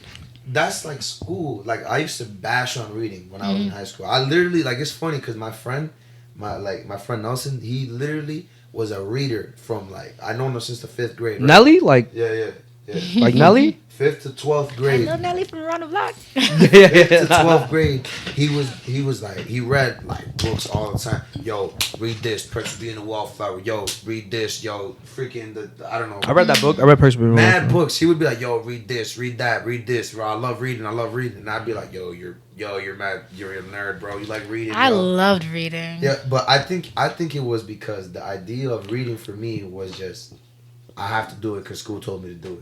Yeah. And It wasn't gave a fun. negative light on it. It That gave yeah, that your negative exposure light. to books was Was like, yo, Yeah. read this book, and it'd be like, it's not a bad book. You know the book In Cold Blood about by Truman Capote. I think that's what it is. It's like a story about it's a real story. In a guy cold blood. In cold blood. in cold blood. I have it. It's in my. It's not giving it's out not books ringing nothing. today. But yeah, so that book, like we had to read it in high school, and I thought it was mad stupid because it was about like a murderer and this and that. And I was like, I don't give a fuck about a murderer Yeah. or nothing like that. And it was like a requirement to read that shit, and I was like, bro, I don't care. Oh, I never So- did required readings. So that's why that was my issue. My only experience with reading was required reading. Yeah, that's And I was like, that's why reading is stupid. But how about when they let you go in the last 10 minutes of class to go pick a book? Didn't you love that? No, I never. Nah. I used to don't pick think the so. I don't Sherlock think they do Holmes that. books, I don't and think they you do never that did that for in us. Chelsea? We had like free reading, like free time, but Yeah. like Yeah, at they- least did you ever have Miss McGraw? Y'all wasn't reading, huh? Y'all was talking. I was sleeping. Oh, okay. I've never been It able to was so sleep like quiet. that. That's I didn't why. have that in any of my Really? classes. Wow. A free read? That's Nah, so I had sad. that, but I never did it though. So what I did was I had a Shakespeare class, and then right after I'd have English, and then I'd pretend like I was reading. You gotta write like a little report at the end. I'd write the Shakespeare shit. Yo, I'm doing this, and that, bro. And I read that shit like literally 45 minutes ago. No, I loved reading, and I had so many books. Like I had to get rid of a lot of them. I try to keep a couple like that mean a lot to me, but they really changed my life. But watch out what your kids is reading, people. Not all these books are good influences. I feel like I was exposed to a lot of mature material in the books. Like my dad would be like, "Oh, she's reading a book. Go pick a book out." And I'd go, and a lot of the teen books. This is a random opinion that I didn't think I'd ever publicize, but I'm gonna say it since I got a mic in front of my face. Okay, so I'd go to the row, and a lot of the books would be about teenage issues like depression and gender like issues and sexuality, which was cool because like you're going through it. Yeah. But there were also like, and I don't know if I said this already, but like suicidal like imagery and information in there that I had never known about and that I was exposed to for the first time. And that I struggled with and considered at times like, oh, maybe this is a way to solve my issues. Yeah. And that shit I wouldn't have known if I never read a book in a whole series about a mental institution. And my dad would keep, no shade to you, Poppy. I know you didn't even know what I was reading. He was just like, yes, my daughter's getting a book. She's smart. I love her. The books are like this thick. I was burning through them. And I was a Twilight fan. Like, I did a lot of reading, but not all of them are good. So just make sure y'all read what y'all kids is reading. I feel like I definitely agree. Like, there's not all books are good. But I feel like even if I read something, I take it with a grain of salt. You know what when I was 13, I wasn't taking it. My fault. I'm thinking me as an adult now. 14, 16, like a kid, bro. From middle school. Oh no. I was probably influenced that and is shit. Tough because I know that when you get exposed to stuff early, it just becomes like normal, and you think it's like real, like you know. But or you think it's like the everyday thing. It's like an everyday thing when you get exposed to that. But I feel like at the same time, getting exposed to it makes could help you less know, ignorant to it. So that way it's not like, hey yo, this is something taboo when you finally hear about it. But it's kind of from a book. I think or you're not just like it's super probably thrown easier off. to hear it from an adult. It was you know, somebody that just can talk to you. You have questions. You can can't ask a book. That's the bad thing about a book. Yeah. Hey yo, what do you mean right here? Take You it in. can't. You just read it. You write it. You write it, bro. Write a question, and then someone will answer it the next time that book goes through its journey, bro. Oh, and then another like really life-changing book that I read was called Enrico's Journey. I'm pretty sure that's what it was called, and it was about like immigration and this young boy who was sent to like come to America or somewhere up north, and it literally details. I think it's like non-realistic fiction or realistic fiction. I don't read that much anymore, but I used to know these terms. And essentially, it talks about what it's like being a young man like in Central America or somewhere and making that trip. And people were losing limbs and hiding in churches and like an experience that I would have never known about unless I read that book. That was a required reading. That's probably the only one that I did and I enjoyed because it was life-changing. I was in that book and up until the end, it was like vivid. Like literally, I felt like I was on that journey with him and totally changed my life. So anyone who's anti-immigration, like, come on now, get it together. These people go through a lot. That's literally, I just have to listen to my dad because he went through that shit in real Really? life. Yeah, so I hear that shit and I'm just like that's why we talked about Land of the Free, a song that Flawless made in that episode in the episode we had with him, and it's basically about immigration. Yeah. Not basically, it's literally about immigration and struggles. You know that and like yo, walking 1,000 miles, bro, and it's so like walking deep. from where to Florida, from New Jersey to Florida. And I complain about going to the corner store. That's what I'm saying. Like yo, my dad made that trip, and you know my uncle made that trip. My other uncle made that trip. Many people I know have made that trip. That's Half crazy. of Chelsea has probably made that Yeah. trip. Wow. Because you never went to Chelsea High or nothing like that, but No. Chelsea. we're like 90% Hispanic. I mean, I've seen that, and that's part of the reason why I'm like trying to reach out, trying to get to know podcasters, trying to get to know other creators because I want to know about Chelsea, and I know that there is the immigrant community, but they're more than just that like stereotype that people are forced to look at them as, you know, like as your family and like people. These are people's uncles and dads and stuff, you know. Yeah, like yo, I think it's crazy that like we talked about on an episode like with people that did Informed. It's a little show from Chelsea. They're from Chelsea too. It's like it was like they had a few episodes during the election. They were like educating people, informing people. And it is specifically for immigrants. Like they had a Spanish one where you can, if you know in Spanish, you understand what voting is, what a Democrat, Republican, all that. They explain this stuff that is confusing. That we don't get taught in school, which I think is kind of dumb. Stuff you're voting for, shit like that. Yeah, you know, that's something I literally said in that episode, I was like, yo, how is it that we are in America, but we don't learn about the American voting system in school? Because they don't want us to. Business, too. You don't learn about creating your own businesses and shit. They don't want you to. It's facts. They literally teach you how to come up with a fucking... Oh, you got to do this by a deadline, boom, and then you turn it in, and then you're all good. If you don't, you're fucking done. That's like a job, bro. If you don't fucking do your fucking job on time, get the fuck out. We'll get someone else. It's the same thing, bro. Yeah. They're just training you. In my opinion, they're training you for what the.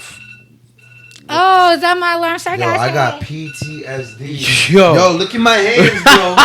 Look at my hands, bro. What are you about to do? Shoot me? Yo, nah, he was just about to get up and start working. Reaction. It's always my reaction to protect myself. I don't own a gun, so I can't. Who is this? What was that gonna do? That's just my reaction always. I'm prepared. Like that shit, bro. I looked at my phone. I was like, what the fuck? It must be exactly the time that I should be waking up for work, but PM version because I must have set that wrong. You ever have that before? Like, Yeah, no, I, That's happened to me, and then I go to work fucking 4 hours late. Yo, I put the wrong alarm. And then it goes off at 7 p.m. Like, god damn. yeah. PM. Fuck. So in that episode with those fine women, right? Yes. We were talking about how Trump is trying to get rid of, DACA. He's trying to get rid of the things that protect, not just DACA. What is it called? SS. What the fuck is it? I'm about to call it. Why did you say that, bro? I had it in the tip of my head, and then you got it with the SS. Naturalized. No. I'm calling her, bro. It's a thing. It's a thing.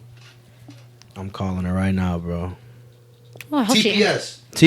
I'm Temporary hanging up. Temporary Protective status. Services. TPS. Yeah, status So, or service, whatever. Whatever. I don't know. Status. I don't know. So it's basically like it protects you for being, to be in the United States. So Trump is trying to get rid of DACA and TPS, right? Mm-hmm. So and they're like, oh yeah, that's why we gotta vote for. You gotta vote for Biden because Biden is not gonna get rid of that. They're gonna get rid of that for Hondurans in February. Like that's what they want to do, right? My family's from Honduras, so right. I'm like okay, so. We vote, Biden wins. I'm thinking we won. Right? Yo, we fucking got this shit. We did it, bro. Yo. And freaking TPS put up still the got banners, taken out, right? Fucking, And then one day, I come home, and my dad's friend's truck is in front. My dad is now, luckily, he's a citizen. He's made he's paid his amends, and now he's a citizen in this country. His boy's truck is in front of my house one day.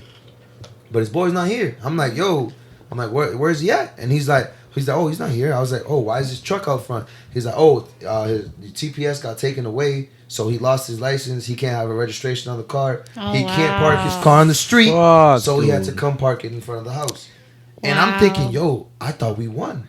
I thought we fucking did it, bro. Like, I thought we were really, we did something by voting for Biden. But it's not. It's literally was just, luckily now it's back because you don't see that car there anymore. Yeah. But that like, Biden did his. Biden wasn't the Band-Aid that was going to fix everything, essentially. But it's crazy that, like, yo, these are the experiences that everyday people that I've known my whole life have to go through because they're aliens or whatever to this. Well, we're all aliens or whatever you want to say. We're all on this fucking earth. That's I just think it's hypocritical because United States is like, it's kind of built on those like frontiers where like people come and they establish themselves and they grow as people. You know what I mean? Like the Pilgrims or whatever the fuck you learn in history class. So I think it's mad hypocritical to be like, they're not allowed now just because you fucking established yourself for whatever the fuck you are now. I will never try to wrap my head around justifying anti-immigration. That shit makes sense.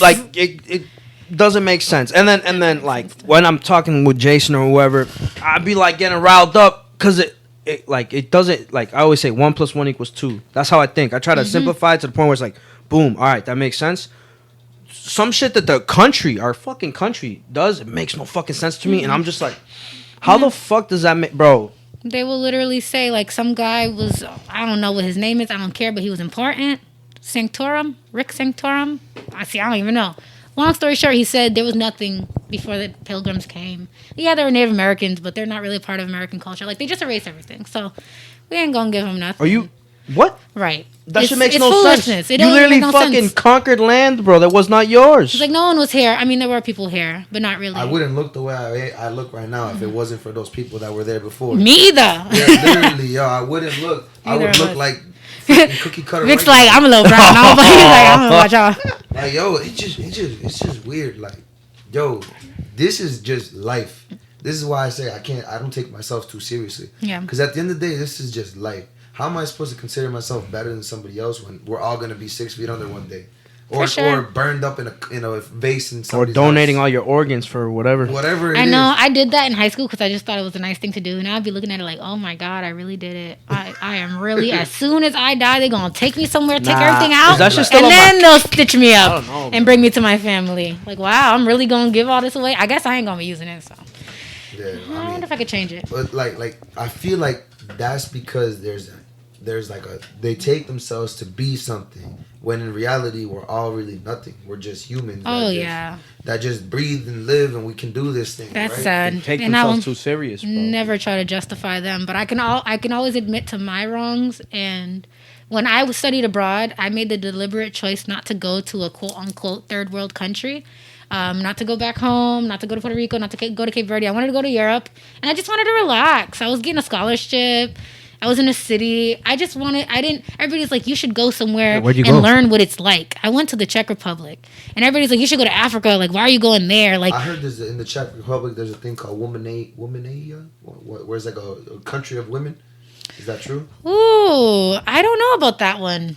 No? I don't know about that one. I've seen some random bullshit on TikTok, bro. But I don't believe nothing on the... I don't believe nothing on TikTok, Well, bro. the Czech Republic is big, and I was in the city. So, listen, I don't know. I went to some of the outside towns, but I didn't speak... Nobody speaks English outside of, the city, so I wasn't asking nobody. I mean, but why would it be called It's like Women IA. Why would it be called that? Do they say women? They don't say women.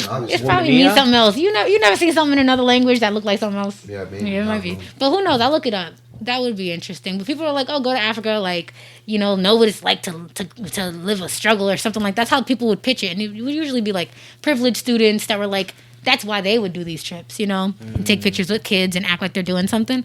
But I wanted to go to Europe, long story short.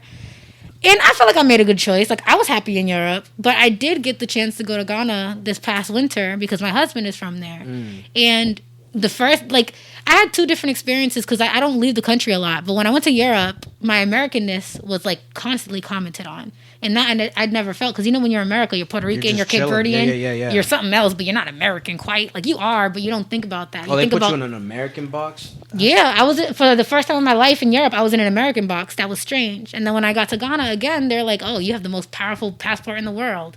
And I was, going through immigration fine. And my husband, who's from Ghana, he was getting, people looking at his stuff again, and I'm just flying, and he's from that country, and they're all telling me, your passport's so strong, and I'd never realized that. That is such a privilege. Such a privilege. And the fact that I got it before the pandemic and all this, I already had a passport and all that stuff, you never realize. And that was life-changing for me. We went to this place called Cape Coast, which is where the castles are located, the slave castles, and, my husband lives in the big city, and so there are people of different classes all around. There are poor people around. It's whatever. He's not necessarily poor, but you might see people in the streets. But as you get further out from the city, and you might know this if you've been to Honduras or anywhere else, but you'll see villages. You'll see people living by lesser means. I'd never seen that. And then I'd realize what those students were talking about in college. Nah, you need to see this. And I was like, nah, I've struggled. I know what struggle is. I don't need to see this. I thought I struggled. No. I grew up with running water. I had access to food, whether or not I was paying for it, or the government was paying for it. The government might have been paying for it, but I had it, These people are literally, making it happen. And so I'm glad that I got to see that lifestyle, because it really changes your perspective of, what our privileges as, citizens or whatever it may be. It does. I mean, we only have struggle in comparison to people that don't have struggle. And then they have, because that's how we look at it. We see what is in this world, in the country. We see the people in the big ass houses in the suburbs, while we're all here, 10 people in one apartment, bro. That's just crazy. That's struggle compared to that. But then you go out, I went to Honduras, right? And I see my family that are living on a farm. They go to school. 15-year-old, yo, what does that say? It says Gatorade on it. A sign that says Gatorade. He can't even read that. He's 15 years old. And he goes to school every day. The other thing, what kind of education? Turning off the electricity. Turning on electricity to heat up my water and remembering to turn it off. These things, locking up my house every night. These are things I never had to care about in America. But then I got to realize, okay, girl, people live differently. You, and I really got a different perspective on life. So, yeah, I did struggle more than a lot of my classmates. I would go back to classmates' houses in college and see their islands in the middle of their houses, which is beautiful. Beautiful island, beautiful porch, beautiful property. But and I think that I struggled. But girl, I don't know. I don't know. I feel like that's what I always talk about. It's the thing where it's I complain and complain and complain. But then I noticed other people struggling more than me, so I was I'd be what the fuck am I complaining about? I got no fucking right. That's I don't know. That's just a fucking. I feel that's I don't want to say that's human nature. Let me see. That's I feel when you don't know something, when you're ignorant to it, you're only basing it off what the fuck you know. So then when you see it, it brightens your view. Yeah, that makes sense. You're boom. All right, now I see that. Now I could this is not that bad compared to what, For example, whatever the fuck I saw. like something that I talked about on social media recently is how people like bash our parents for the way that they deal with their stress. But to me, I'm not as critical because I can kind of see the function of it. Like when they were growing up, they had too much stress. Like it was like everything was against them. So I'm like, if you need to repress some of that, I get it. And I see that as a strength almost. Like I don't want to like bash them for that. I'm like, that's a strength for you because you've only known this kind of struggle in this country. Like y'all weren't getting access to like education and ownership and stuff like that. So you have this idea, like you're not struggling. When I look at you, I'm like, you need to vent a little bit. Like you need to talk, like think about like, are you stressed? Like do some self-care or something. That's how we see it as millennials. But for them, they're just like, I'm chilling. I'm fine. But it's like perspective. Because I feel like I don't know. Like I want to borrow some stuff from them because sometimes they are fine. You know, like I'm gonna accept some of the slack that we get millennials for being a little sensitive. No. I mean, because I am one of those sensitive millennials. I think I'm right in between where I'm able to express myself, but if you try to come at me or whatever, I'm not gonna fucking cry. I'm not gonna care. I got tough skin on that regard. Oh yeah, y'all talked about that earlier. Yeah, because I'm my own person at the end of the day. So if I know who I am, even if I don't really know who I am, you're not gonna be able to tell me who I am. Like some I do listen because you know it's hard to see yourself in through you only see yourself through. You can't even see yourself sometimes. All you can see is below right here. So you can't even see yourself sometimes. So sometimes it's useful to use what other people think to be reflect. But I think that the one thing is that the venting part is not because it's useful. Venting you don't even know how you feel until you start talking about it. And if you hold it back, it's not gonna help you because it's like a balance. I get you though. It's definitely. I'm in between because like bro, my let's use my dad as an example. My dad has been through struggles and struggles and struggles. You know, you talked about like just doing that journey and coming here. Only that, then you come to this country and you got nothing. You got absolutely nothing, and you see my house now, right? It's beautiful. My dad has worked his ass off to get to this point. With a little luck, right? You know, the roll of the dice, everything comes with a little luck. But at the end of the day, he had to work for what he got right now with his back. Like if you see him, that man's 44, tired as fuck. His eyes are like this from the bags. He can't even sleep. I respect Don Javi so much, bro. It's pure white already. It's probably from stress of years and years and years and years. And then on top of that, he doesn't even want to talk about what the struggle he went through. Oh yeah. I have to pry it out of him, like like if it's like I'm pulling a tooth, bro, like literally like that. When it should just be flowing. So I guess it's good that they have us for that reason, because I definitely do see that we play that role in their lives, like little angels. Like it's okay to talk about it, and it's nice when you switch roles a little bit. I also think like him as a man too, and because I see this with my dad. I told you my dad's like a rock. Like that dude's. Me and my dad are like polar. We look alike, but we're like polar opposites. Because I'm mad expressive and I'm always like yelling and shit. My dad's more reserved and stuff, and. I've been in conversations where I've tried to have him like talk to me, and he'll kind of like shut it down, and I think it's because like that's how we grew up. He's like he's a man, you know. He gotta we don't talk about our feelings. We don't cry, you know. He's like that. He's like hugging himself, like holding himself back. It's like the jar I'm talking about, the Bill Burr shit. He's just closing it, and then there's points where you think he's gonna open it and let out his feelings, and he's like fuck that, you know what I mean? And I think that's just like a generational thing, like where.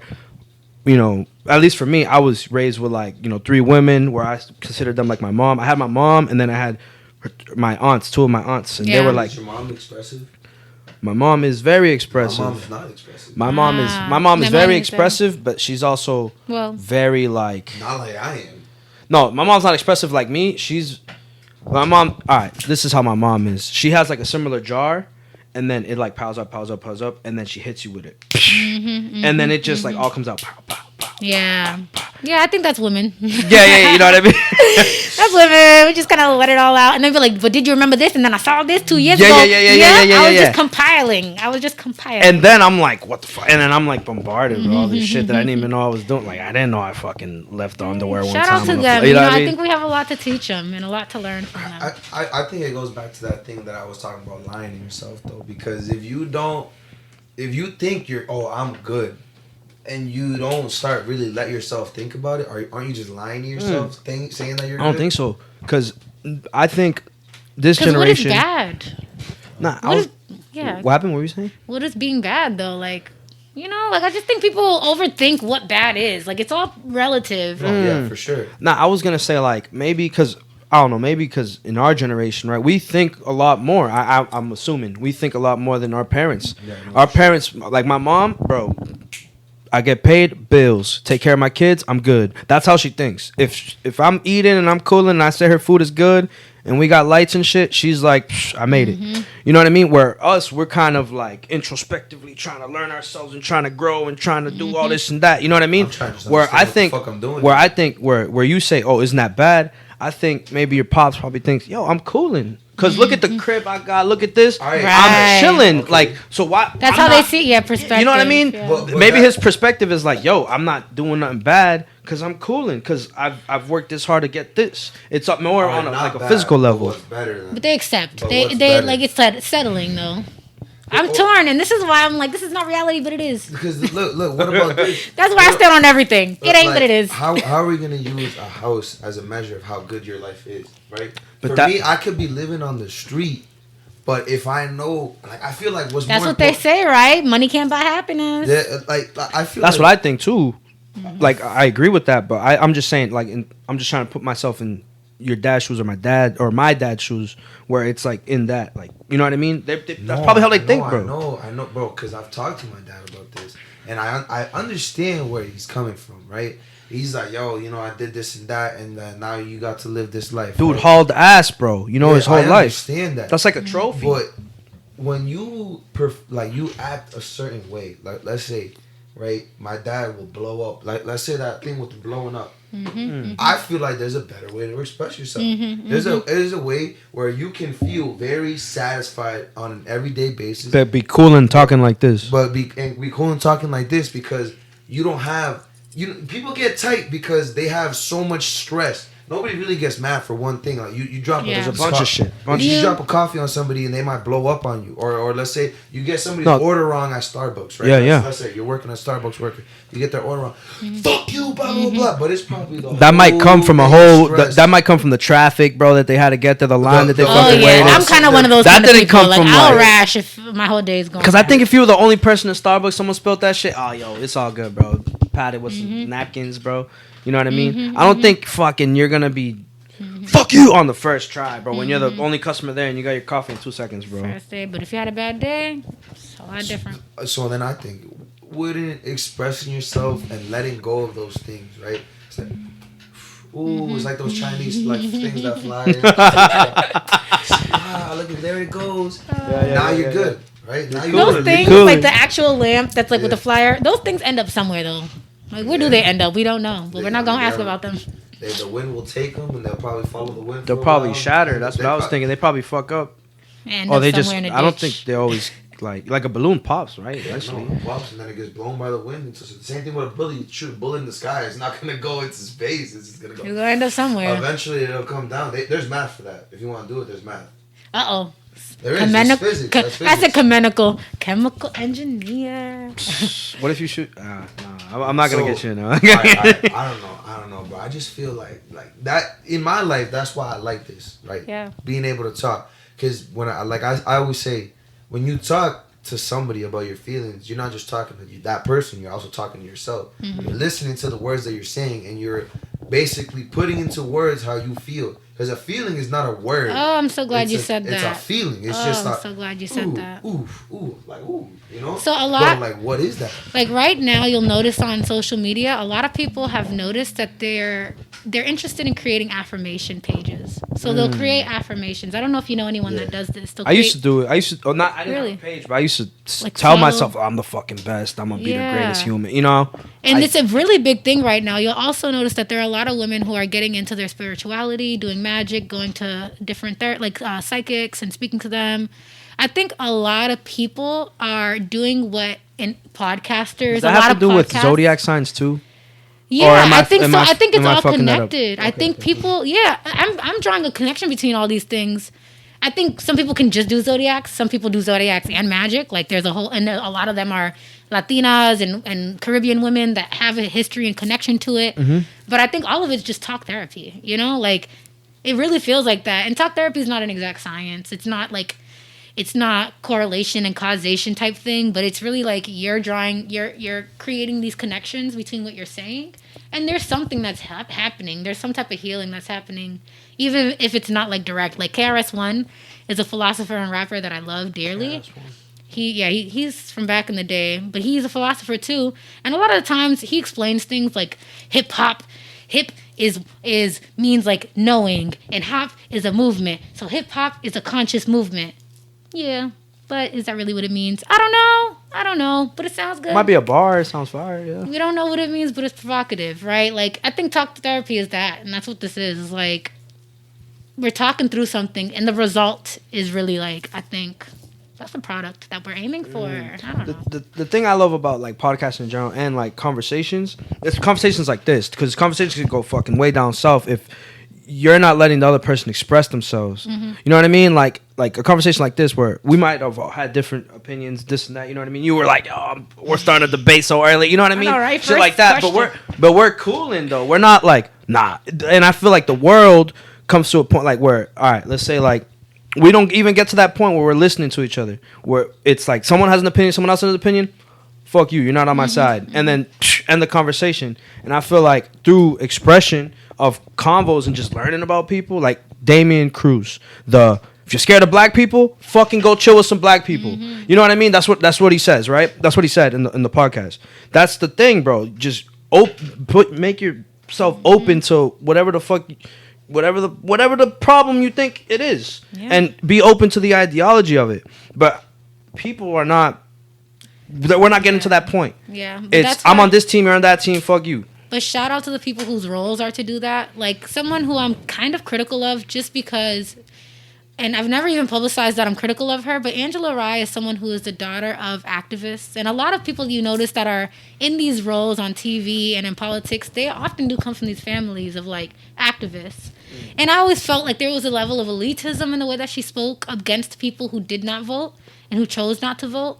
I feel like there was like a condescending tone, like, oh, why aren't you guys voting and all this stuff, when realistically we didn't even know, like, what is the difference between a Republican and a Democrat and all this stuff. Like, I'm critical of her, but I have some nerve, you know, because what she does takes so much bravery. She gets on news channels and she debates with these people that are like so racist and so Republican, and she is smart and she stands her ground, and she has to be the talking head for all of these like ideas, like with blackness and like being a Democrat, I guess. And so like what you're saying, like people need to come together and have these hard conversations, put themselves in these places. Shout out to those people, because like it doesn't seem like an easy job.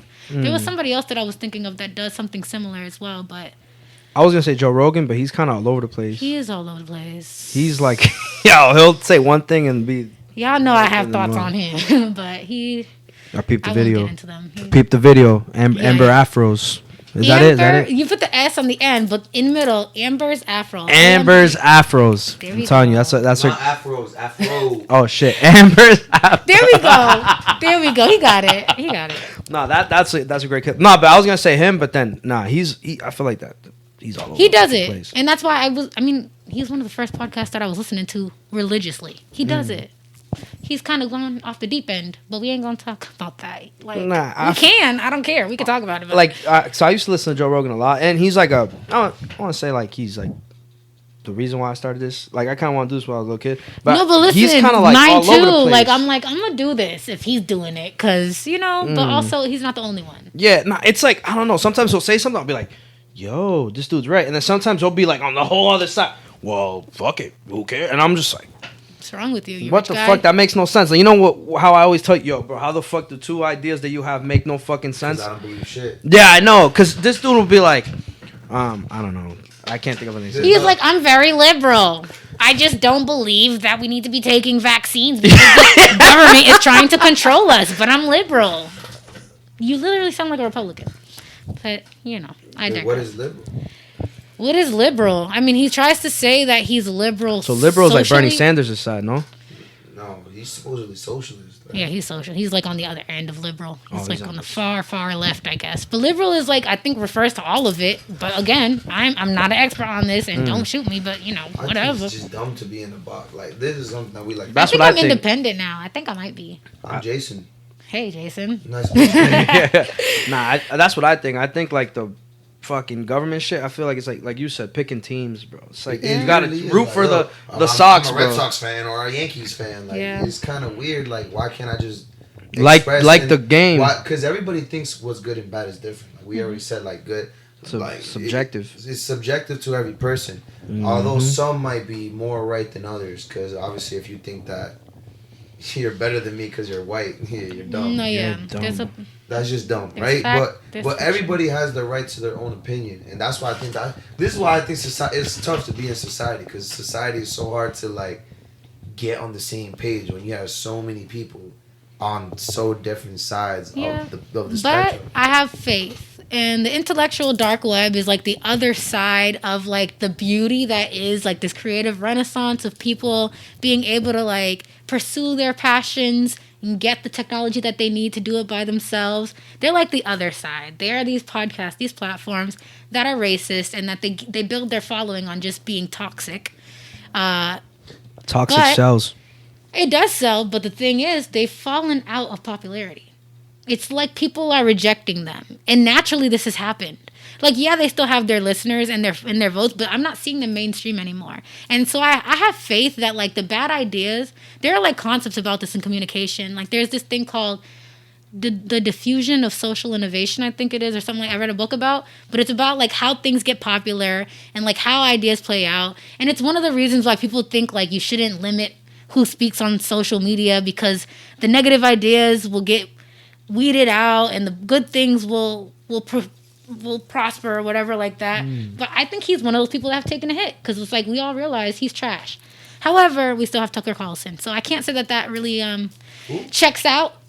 If you don't know him, you don't want to know him, but you should know him because he is one of the most toxic people. He's replaced Bill O'Reilly as like just a racist person on really? TV. He's the dude that's like always looks angry and he has like a weird haircut. Nah, and he I wears know- a suit. I knew who Bill O'Reilly was because like that's like a He's joke. the new That was him. like everyone made fun of SNL and shit. They made fun. He was like a racist guy on Yeah, Fox. Is it Fox? I thought it was I like think so. Yeah, Fox. It's probably But he had his Fox. own. Probably. He had his own show. That's yeah. He had a show and he would just say like fucking shit. You know what I mean? Yeah, so maybe all the dummies won't be weeded out, but as long as we exist and we're out here doing our thing. This like so that's why this is like I don't know because I always ask Jason like yo how can we fix it right and Jason's all like there's Today I got tight. you got tight I don't know why but Because this is how I truly feel.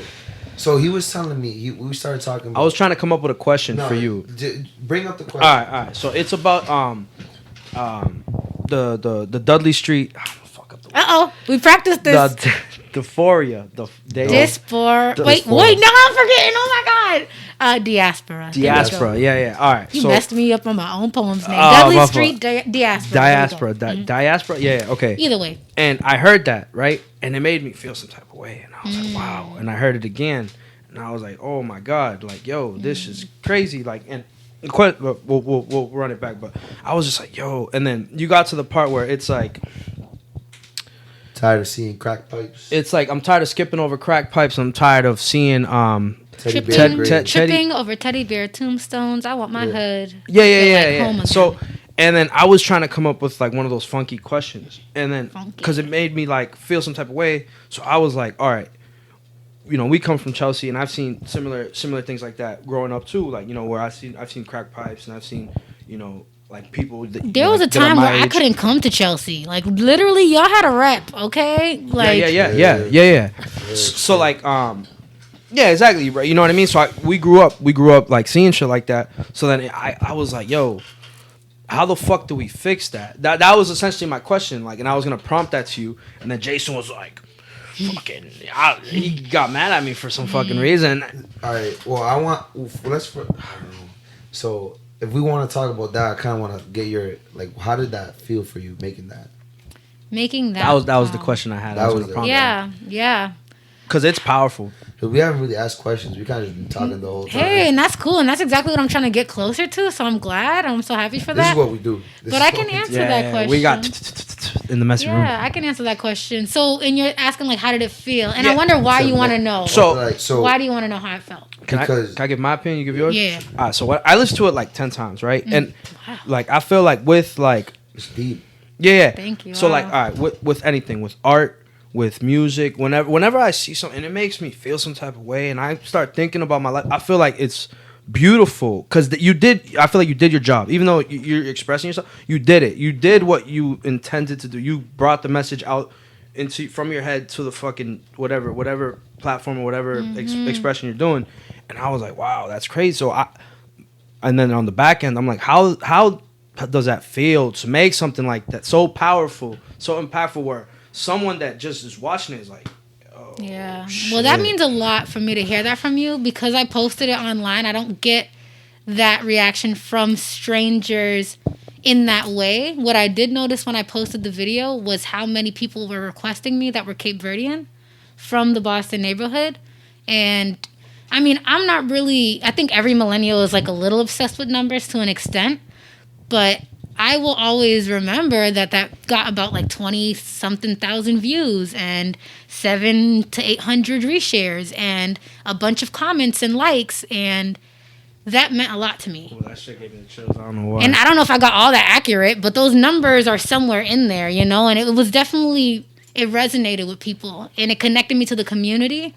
And this summer I'm doing more of that. Like, it took me doing these platforms to now want to get connected to Chelsea and the Latino community and my Latino identity, and also like the professional Cape Verdean community, the nonprofit Cape Verdean community, the activists in the Cape Verdean community. Like, I'm able to see my community as so much more. Like, yeah, my families weren't always able to get into the professional like line or corporate work or education or home ownership, but there are people out there that have done that. I mean, my grandparents own a house. I ain't ever gonna play them on that, but I got to just meet more Cape Verdeans, see more Cape Verdeans, and that meant a lot to me. So I do see the benefit. And like, I wrote that poem my freshman year of college. There's a video of it, me in my college dorm. Like, I started it my junior year of high school at a summer camp. It was a poem called an I Am poem. I am this, I am that, I am whatever. Either that or, what is it called? How does it start off? It is 19. Well, I forgot how the poem starts off, but it started off with a prompt, essentially. It's 1988, and I'm not yet born. Yes, I am or I am not. It's an I am poem. So I am not yet born, and I talk about my parents. Really, it's about my parents on Dudley Street. That's where they met, and that's why I call myself a Dudley Street baby, because my mama grew up in the house, my dad grew up in the projects, Puerto Rican, my mama was Cape Verdean, and they were all hanging out in the neighborhood, and they ended up dating. Long story short, so just. I really could go on for hours about all the different aspects of that poem, talking about like the jobs that our grandparents have when they come here and how generations later you don't see that same story. It seems like two different communities, like when you're looking at the gangsters and like all this, it's just like these are the kids of these people. So I could go on for hours, but I definitely want to do something like that again. I'm trying to write again one day, hopefully. And maybe I'll never write a poem again, but I want to do that work. I feel like you should just express yourself, because like you're like, this whole time we've just been talking about some shit that not a lot of people like to talk about. Yeah. Mm-hmm. It's like when I say a lot of the stuff that I said today, I'll get this. I'll get the. And you know what I hate? Going back to college or going back to something after a break, and they're like, "How was your summer?" I hate small talk. I fucking hate. You know that what I would shit, think bro. about? I wanted to know, what did you think about this summer? What type of philosophical awakening did you have this summer? Like, are you good? Like, that's what I want. What do you think about life? Like, where are you right now in your character? Like, how are you developing? That's what I want to know about people. Like, tell me your journey. Like, tell me for real, what have you learned? But no one ever wants to talk about that on the walk from the bridge or on the way to class. Because that's too deep. And I'd rather not talk about internships. I feel like people are scared of the whatever I don't the want to fuck's in their schmooze head. about internships. I don't want to like do all that stuff. Like, this is why I get. Tell me how you really feel. I think it's just that question of reality thing. Because if you just truly believe that life is what it is, right? At face value, oh, you gotta get a job. You gotta go to college. You gotta get a job. You gotta get a significant other. You have kids. You retire, and then you live out the rest of your life with the retirement fund. That's the life, right?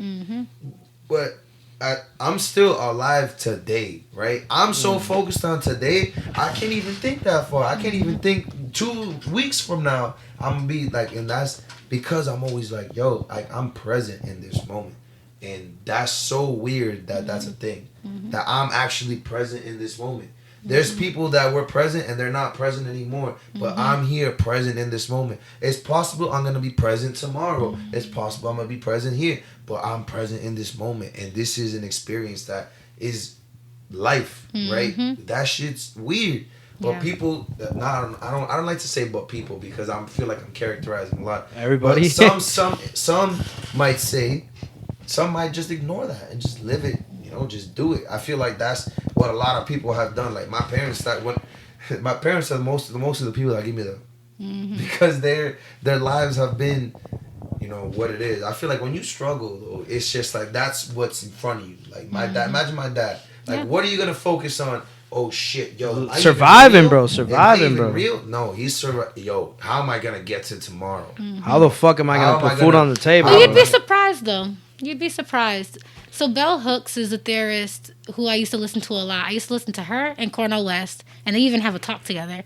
And I ended up eventually, after listening to him for days and weeks, like every day after work, got the opportunity to speak to him. And that was life-changing. I'm still working on Bell Hooks. She's a woman, and I'm a woman. So Bell Hooks talks about how, like, jail and jail's effect on men, a lot of, no shade to men, but let me just get in my bag real quick. How a lot of men don't have the chance to really think deeply about their lives until they're in that cell. So, like, I got a story after. Yeah, so, like, a lot of people just don't have the privilege to really think deeply. And that's why I podcast as well. I've been so privileged to meet people that think this way, and a lot of people could benefit from listening to these conversations, so just record it and make it accessible. I was gonna say, so like my older brother went to jail and he was there for a couple years, and like, yo, this dude fucking the dude that went in and the dude that came out, completely different people. You have time. Like when my brother was out, brother was a quiet dude, he's chill, but he was like, he would say shit that I'd be like, what the fuck? Like I said 1 + 1 = 2. I'd be looking at him like, yo, that makes no fucking sense. Like he'll be like, yo, I gotta live this street life. That's all I got. And I'm like, what are you talking about, bro? Like I was like, you could fucking do construction or something to make money. No, you know what I mean? And he'd be like, nah, I gotta sell these drugs, bro. He'll be like, you don't know nothing, bro. You're young, you're little. I'm like, what the fuck are you talking about? So then when he came out, soon after he came out, he had a kid. And like the way he speaks to me now, yo, we gotta be together. We gotta, we're brothers, bro. We gotta stay united, bro. You gotta make time for your bro. You gotta make time for your bros. You never know. Like, oh, yo, thank God, bro. Like that, a lot of people come we're here. Yeah, you know what I mean. Thank God we're here, bro. Get their college degrees. A lot of people, they get skills. They're able to read, find new skills. I definitely want to make art with inmates soon. Yeah, like and like just some of the best artists. Like artists, like can we just take a small little tangent and shout out to your brother for that? Like shout out to him for the growth. Artists, like I know family members that would like date men that would be in jail or write them or whatever, get like a little pen pal, and the things that they would send to the women in my family were absolutely amazing. And a lot of times they didn't make it; they'd pay somebody to make it. But like these 3-dimensional pop-up cards, like beautifully colored envelopes, like beautiful drawings, like literally, and things that you could build, like the pop-up stuff, like you can literally build it and you can like put it up on your dresser. Like they would send art to these women in my family, and I'm just like, they really earn skills out there, like in there. Obviously it's not beautiful, but we're just focused on that growth. Yeah, and just on the growth. Let's just like in my life, I seen my brother be like, fuck, I'm for the streets. I live in the streets. I don't care, bro. To literally being like, yo, thank God I'm alive, and like, yo, you know what I mean? He's like doing construction. Find like Muslim, like a lot of people become like Muslim or religious. I think he found like God. So this is something I was thinking about for mad long, and then he brought that up, and I was like, yo, let me ask this question. I was like, yo, why is it that like, and this is also because I don't know if you heard of Van Buren. like that group? Yeah. Group Van Buren. Yeah. So they're I think we fire were both ass- at the Boston Music Awards together. When I was, Yeah. Brockton boys. Nominated. Shout out to my guys, Shout bro. out to Van Buren. They're fucking crazy. You guys are fucking nasty, bro. I don't know who says it. I want to say it's Lord Felix. But he says I'm something clipping like, this, bro, and send it why to do y'all. you find, he said something like, how do you find God after your boy got shot or something like that? Like something traumatic. That's not Luke? happened. Huh? That's not Luke on Good Evil. No, it's definitely in the Van Buren album, and I'm pretty sure it's Lord Felix. It's Lord Felix. Yeah, and I mean, I don't know. That's just the bar that I'm talking about, right? So I was, yo, you might be right. It might be. I thought it was good. I thought it was Good He's Evil. like, I know this for 'cause sure. Guidance. Because remember, he talked think about it on the is show. Guidance. He's like, yo, I've seen I seen this shit. Yeah, I think it is Guidance from Luke Bars, right? So he's talking about how, like, yo, how is it that when something traumatic happens, you find God, right? Yeah. And I was like, and I'm like, and that put me on a whole and he goes, yo, oh, my brother, you know, you found God now that after he went into jail. And I started asking him, like, why is it that everybody turns to God?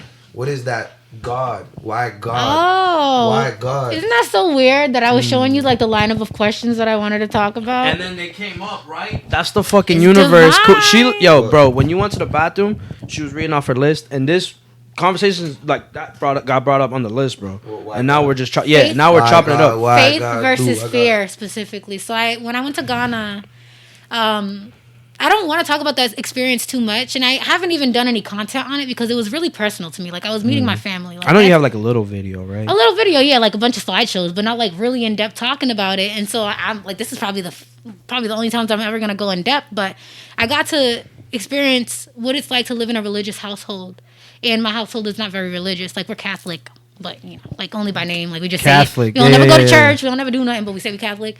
I never claimed it, but we would pray before certain trips, and just their whole mindset, even if it wasn't obviously religious, was faithful. It was never fearful. I grew up in a family that dealt with a lot of trauma, and so my response to life is like fight or flight and anxious and worrying about the worst possibility and being prepared for anything. That's how I go about life. I want to be prepared for anything, and I'm a just make sure that I'm safe and prepared. Other people live their life where they're just hopeful for the best. And I'm like, that's a wild way to live, to have faith. And I brought home this thing from an art show. I was going through different quotes. It was very easy art that they could make with markers. They painted like one piece of canvas, cut it up into strips, and wrote different things in marker. But one of them said, let faith guide your heart or something like that. Or find the faith in your heart. And I was literally thinking about faith that whole trip. And it was like in the middle of the pandemic. And it really did change my perspective. I still have succumbed to fear. I'm not going to say that I've like grown completely. But I understand why, when nothing else is going right, why not have faith? What benefit do you get from worrying about the worst? And a lot of the times, what I noted, the only thing, and this is divine every time that I think about it, whenever they prayed for us, things happened. We weren't going to go to Ghana. My husband caught COVID the week before we left, or 2 weeks before we left. And we had to quarantine. And literally the day that they said that he could come out of quarantine was like the day before our flight. Everything worked out. He didn't know if he was going to get better. But his family prayed. And there have been several times where they prayed for us, and everything worked out. And my result is always to worry. But everybody that's ever prayed for me, like, it's always worked out. So I like prayer now, whether or not it works. It's kind of like this talk therapy thing. Mm-hmm. But I totally feel you. It's like when nothing else is working, like, I just choose to have faith now. Or at least I try to. And I want to get there. It's tough. I want to get better at it. It is tough. Cause Are you guys religious at all? Or? No, but I told. Yes, but not Catholic or Christian. I'm Jason. Yeah, so That's how I can explain it. Yeah. Because I have faith, yes, but I have faith in myself. I have faith that I can perform in whatever situation. I have faith that if there is a God, right, that God has my best interest in mind. Yeah. And if God is a being, is probably the same person as me, and it's creating my own experience to then teach me, for me to create that experience again. Right. Whatever it is. So that's kind of how that's why I said why God. Yeah. Why God, and it was the faith. I was like, yo, that's what it is. We were talking this weekend. I was like, it's faith, bro. That's what everything. Is that when we were outside and I was smoking all the cigs, bro? Yeah. It was the Wait, what? Why were you smoking all the cigs? We were just smoking cigs. I don't know. One of them nights. I don't know. We were just drunk. I only We were drink. drunk. I only smoke cigarettes when So I'm drunk. yeah, so I was drunk, and then he was like, "You want one?" And I was like, I only smoke "I'm when I'm only, drunk. I'm only smoking 2. I smoke like what, 5? 8. And I Jesus. never ever. I don't drink anymore. But back in college, the only time you'd ever see me with a cigarette is if I was super drunk, like at the end of the night. Like, oh my god. I've only Yo, like I've only bumped cigarettes it's like low that. key It's just crack. like, oh, Kids, skip by this part. Yeah, but yeah, it's yeah. crack. When I've only done that twice where I've like in Chicago and the weekend, bro. The next day, you sound like Batman, bro. I was like, but it's fire at the moment. But then that shit. We were just talking. I'm like, yo, what? So faith is what it is. But I always switch it. So I have faith, and I have faith in myself. Like, yo, I don't know. All I know, I feel like all I know is myself. I can't answer any other. I can't tell you if there's a God. Again, we're going back to this reality shit, right? I can't tell you more than that I'm a thing. Like, you ever heard of Rene Descartes? Right? I think, therefore, I am. I think, therefore, I am. I think that was the first thing that sent me on that existentialism. Yo, I think, therefore, World. and I got to that before I met Rene Descartes. Because I don't believe shit. But I'm still here. I'm still a being.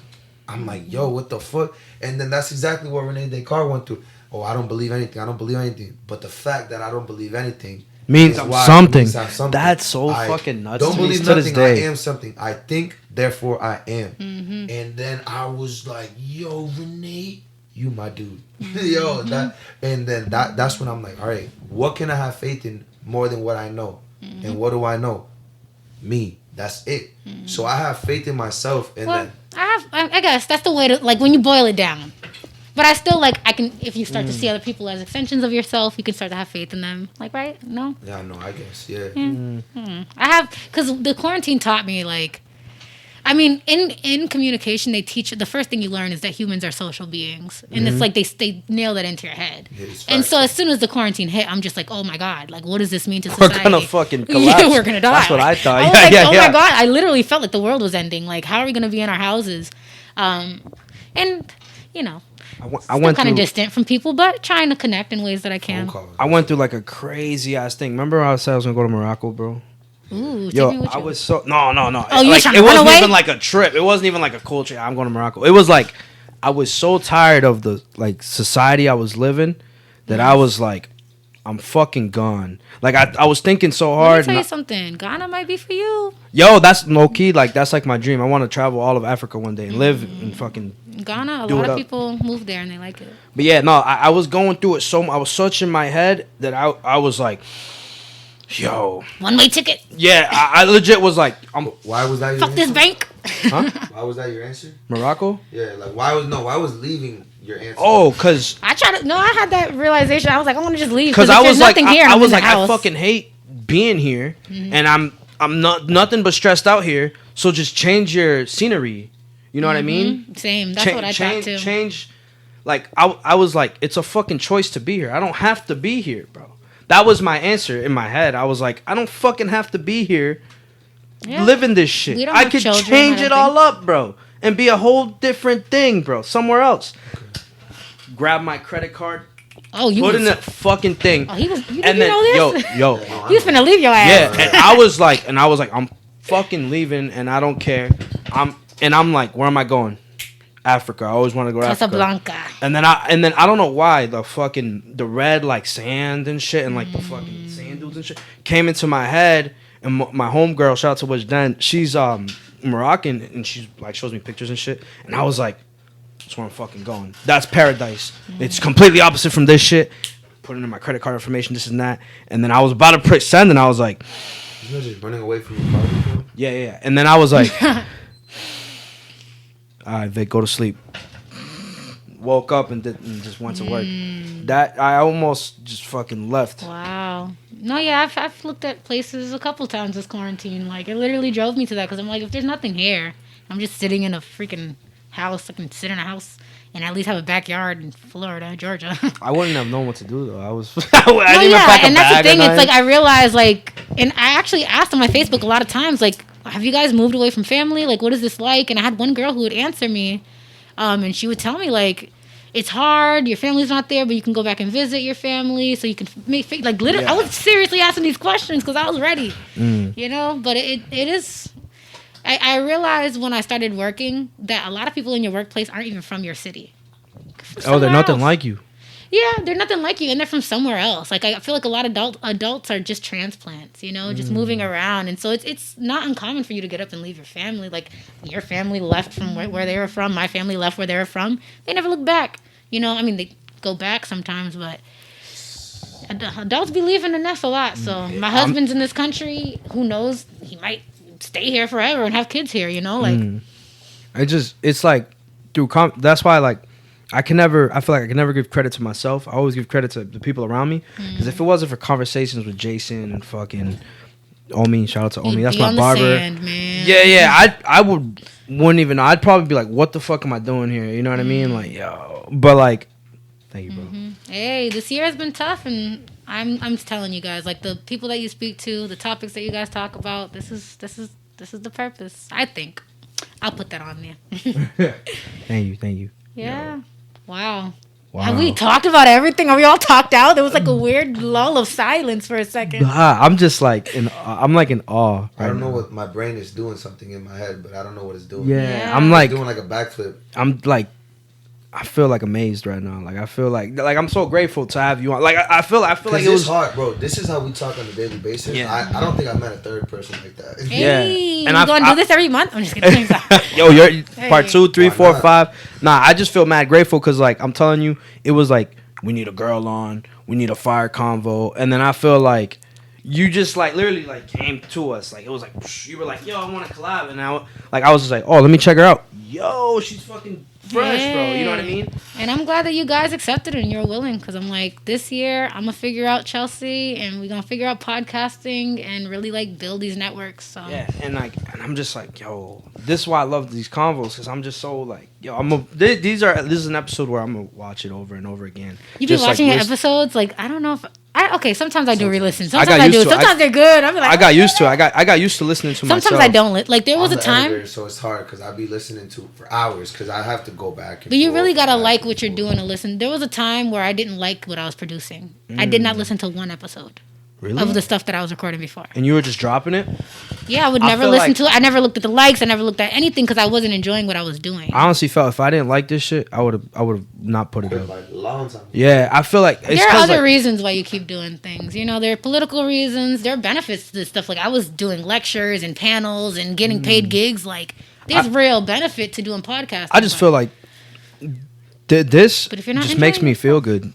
Yeah, you gotta feel good, and that's why I can listen to my interviews now. Like I love them. Cause like every conversation is so different. Every conversation. That's why like I feel like I can never put myself in a box. If I talk to only like politicians, I feel like I get bored of that shit. You know what I mean? It's the same talk, same whatever. But I feel like because it's so switched up, I get to just learn and grow as a person. I feel like just you talking and just you being yourself, I have a different perspective on like everything. Like I'm just like, yo, like.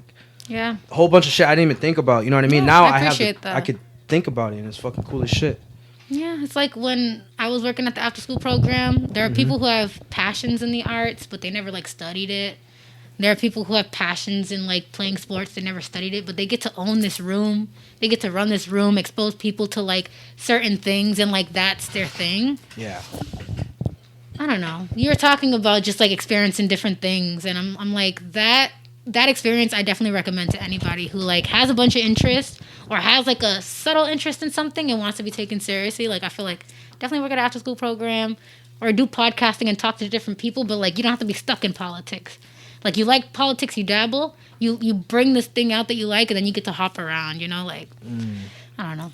I think that's the beauty, because like in the art room, like if you wanted to try a mural project with your students, you can create a project and do that, and you can learn muraling and all that stuff. If you want to do ceramics, you can learn some ceramics, do it with your students, dibble dabble, but there's no ceramicist that's saying you're doing that wrong, like that's not sculpture, that's not 3D, you know. Just reminded me of that. Well, how do you get grades in art school? Oh my God, no. I know. Ask the classic question, but isn't it expression? No. There is craft. There is technique. there is just concept in general. Like we talked about concept, even though I try not to.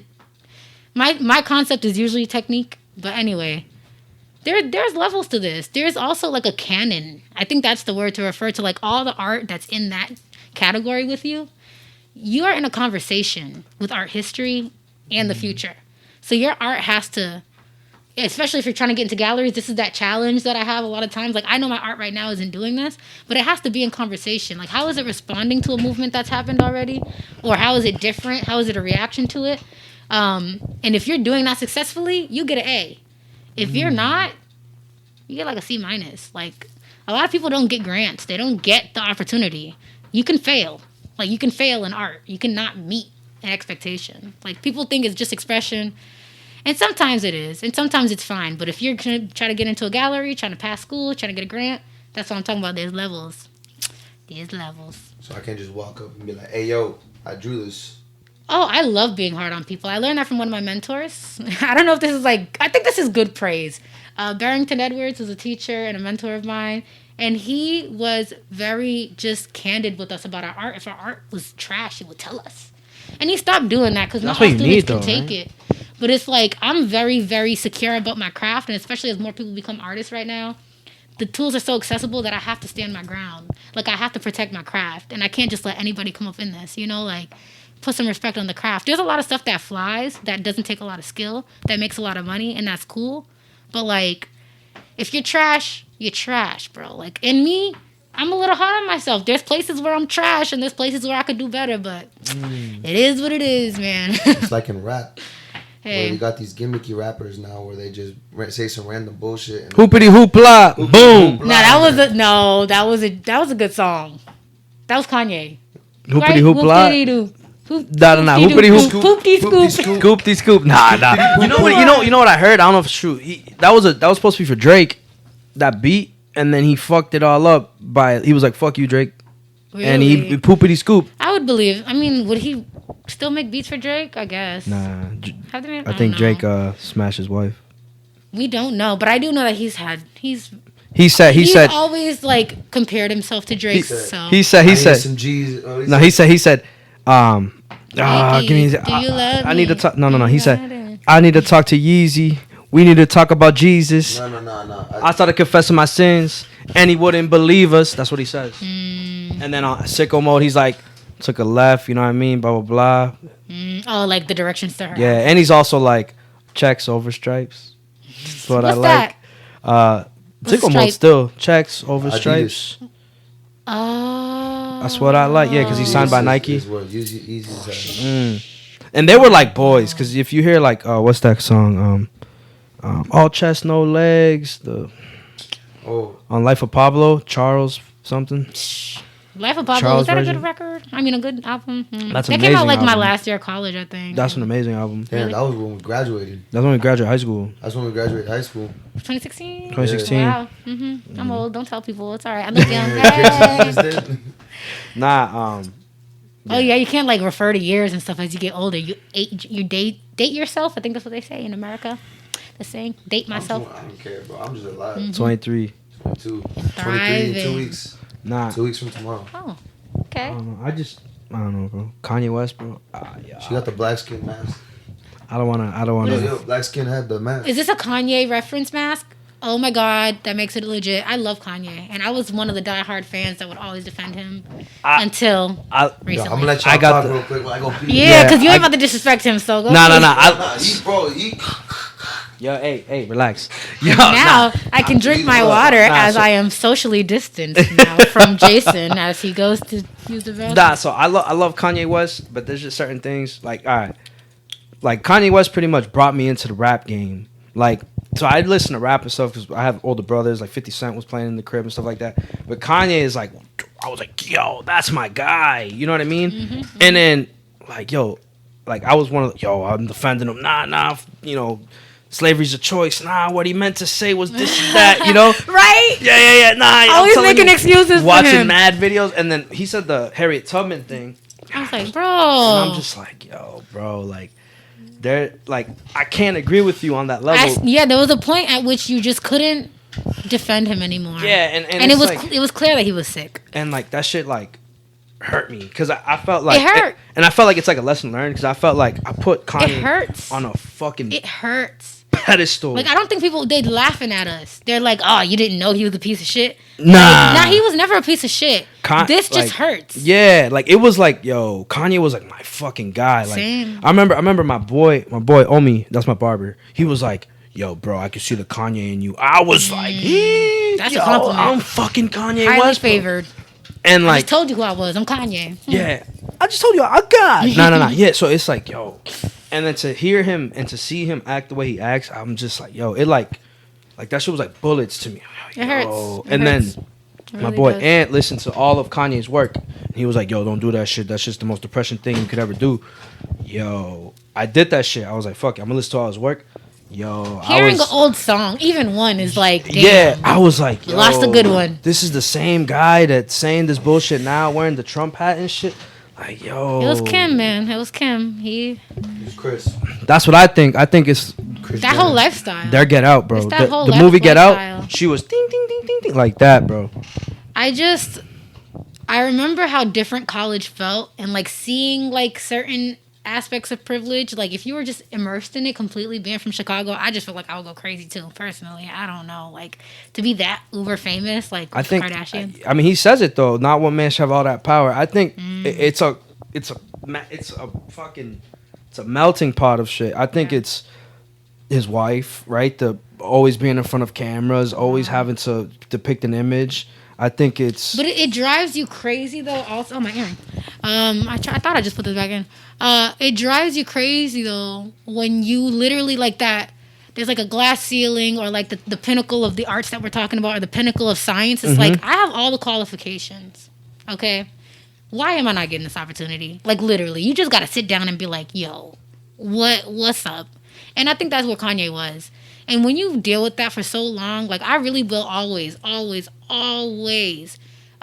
praise him because I think that what he's doing is revolutionary and people could play him if they want, but he's proven himself. He said something, he did it. And he's a freaking billionaire now or whatever, if it's disputed, whatever. Nah, he's a billionaire, but he's not as Like the number's not. Yeah, as it was big. like 3 billion or something like that Yeah. versus No, 1 billion. He's at 7 billion now. Really? When he did the same week they announced they were getting divorced, his net worth went from 1.3 to 6.6. Oh. No, but then I saw an article saying that that's like, what's that called? It's not accrued. It's It's a lot of money at the end Nah, of the day. it's just like expected money. It's not money yet. It's like when Facebook projected, like, projected value. money. Yeah, it's projected money. Like he could get to those heights, but it's like Facebook was supposed to be like fucking projected at some certain amount when I worked at the bank, and it was like the talk of the town, bro, because it didn't meet the expectations, and that shit sunk, and the stock of Facebook sunk. It's like the same thing. He's projected to be that high, but he just might not get there. But based on how he's doing and based on the trend, it looks like he's gonna get there. Yeah. From my understanding, So then why did they say his net worth is 6.6? You know they be saying that, and then you got to break it down. Sometimes. Yeah. I mean, yeah, you don't. He It's doesn't like- have $6.6 it's- billion dollars in his bank account. You I would never heard think it's that- you never heard that sh- assets if you liquidate it, that it turns into $6.6 I billion. don't know, but you never heard of Shaq where he's like, "Oh, I signed a rookie contract for like 2 million or something, or like $1 million," and then he's like, "I thought I was rich and I bought 2 fucking Mercedes, like the most expensive Mercedes, like supercar yeah. Mercedes," and then he was in debt the first rookie year because he didn't have that money. It was just projected, like whatever. Yeah, it's similar. I've seen different like basketball players talk about that whole ordeal. Yeah, nah, and they the rappers and go everything. crazy, bro. What's his name? But he made a lot of money. I'm just saying, like I'm always gonna praise that. Like, you know, no matter what he's done, like that's a lot of pressure, and we could never experience or Yeah. understand what he went against Obama. We don't know what the hell he was dealing with as president. Like, we just don't know. And I'm not giving him excuses, but like to be the only or the first, you know, like we could never imagine. Yeah, and I feel like I feel bad for Kanye. I also like I don't know. I want to hold him accountable, but then like I'd be mad confused because like Kanye, like bro, I'm telling you, yo, he was a producer, right? Whatever. He's nasty. Everyone loves him, and then he's like, I'm a rap. Everyone roasts him. Yo, your producers don't rap. You're fucking trash.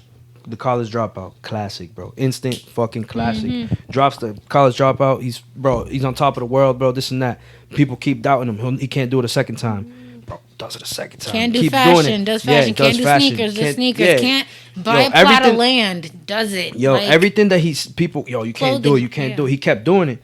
Yo, imagine being that. Like, yo, you're like, you have so much confidence in yourself that you just keep fucking but they're proving people wrong. but then there are gatekeepers, and then you reach a wall, Mm-hmm. like you hit a brick wall, and then everyone's calling you crazy because Yeah. you see the wall, but no one else sees it. And then all of a sudden, Look you're- at us, look at us, yeah, Yeah. All of a sudden, you're at Kanye. this, you're at this fucking height, and then you can see it in his music. Not one man should have all that power. I know that's a classic.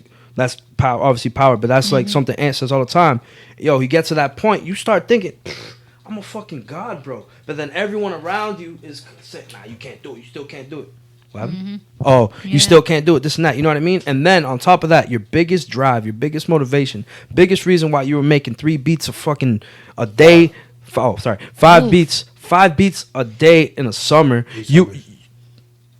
3 summers. I'm sorry, bro. I listened to that song on repeat for like 30 minutes. Okay, That's okay, a bar? got you. Nah, and then you know what I mean, and then you have famous ass producers saying that yo, this dude was mixing and mastering albums that came out. He mixed and mastered all of Tupacalypse, all of the Biggie albums, because that's how much he was into the game. And a big motivation of all that drive was his mother. And then you lose that piece of your life, bro, like that, bro. And then you're in a family where cameras are always on you, and you don't have like time to Yeah. fucking even think, because there's a camera there, there's a camera there, there's a camera there, and Yeah. your wife and We her could sister never are imagine. about to fucking, they planned the whole scenario where they're gonna fight, and you have to act like you have to protect your wife or whatever, you know, whatever the fuck the situation is.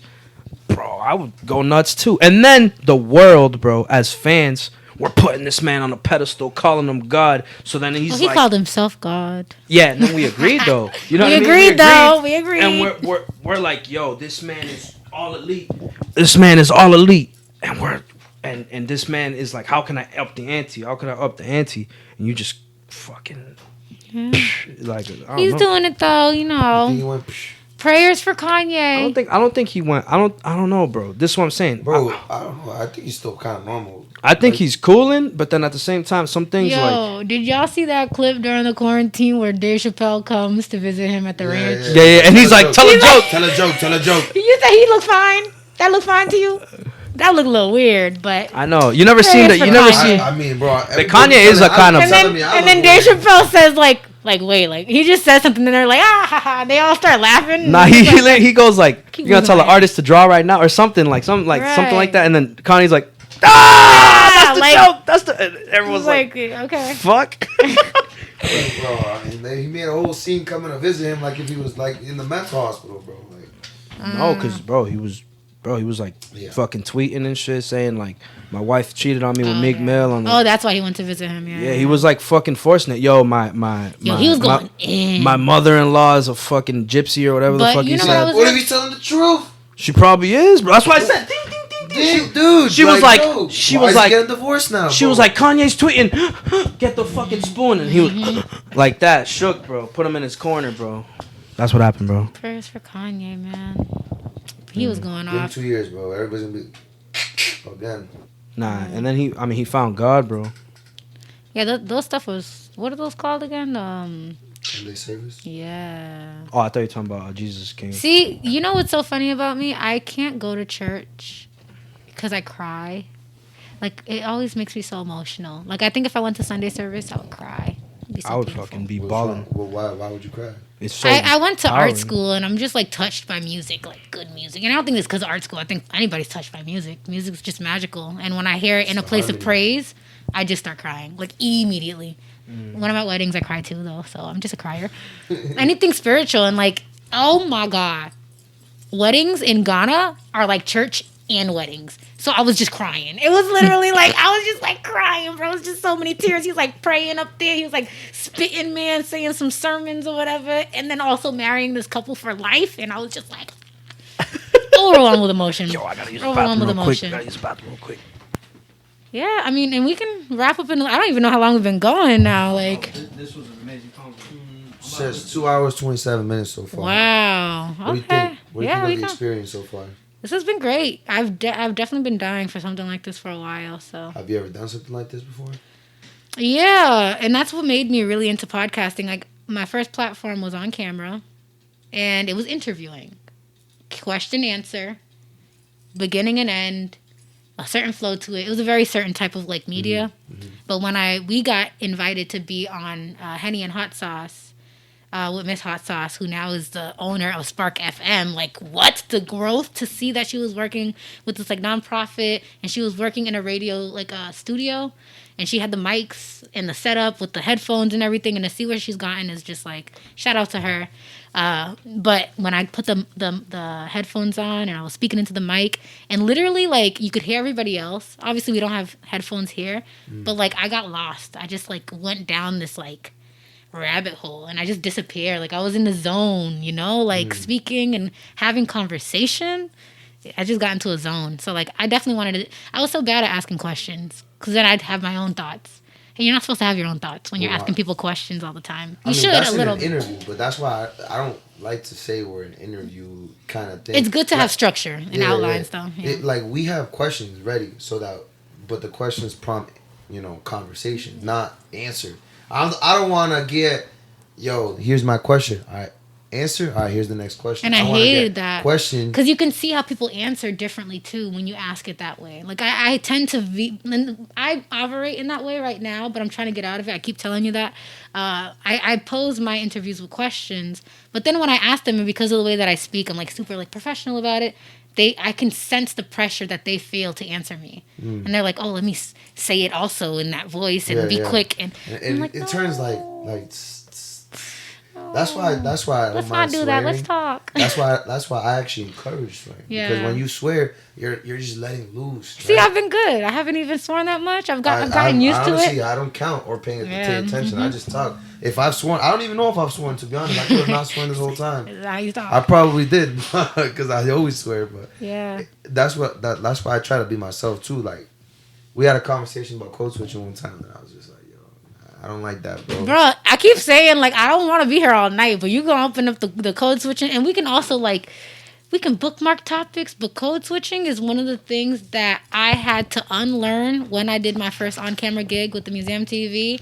I was so insecure, and I made him wait. I made Noble wait a couple of weeks before my first interview, because I felt like I was talking like a white girl. I was just stuck in that way of speaking, and I'm like, I'm about to start talking to people and, like, talking about hip-hop.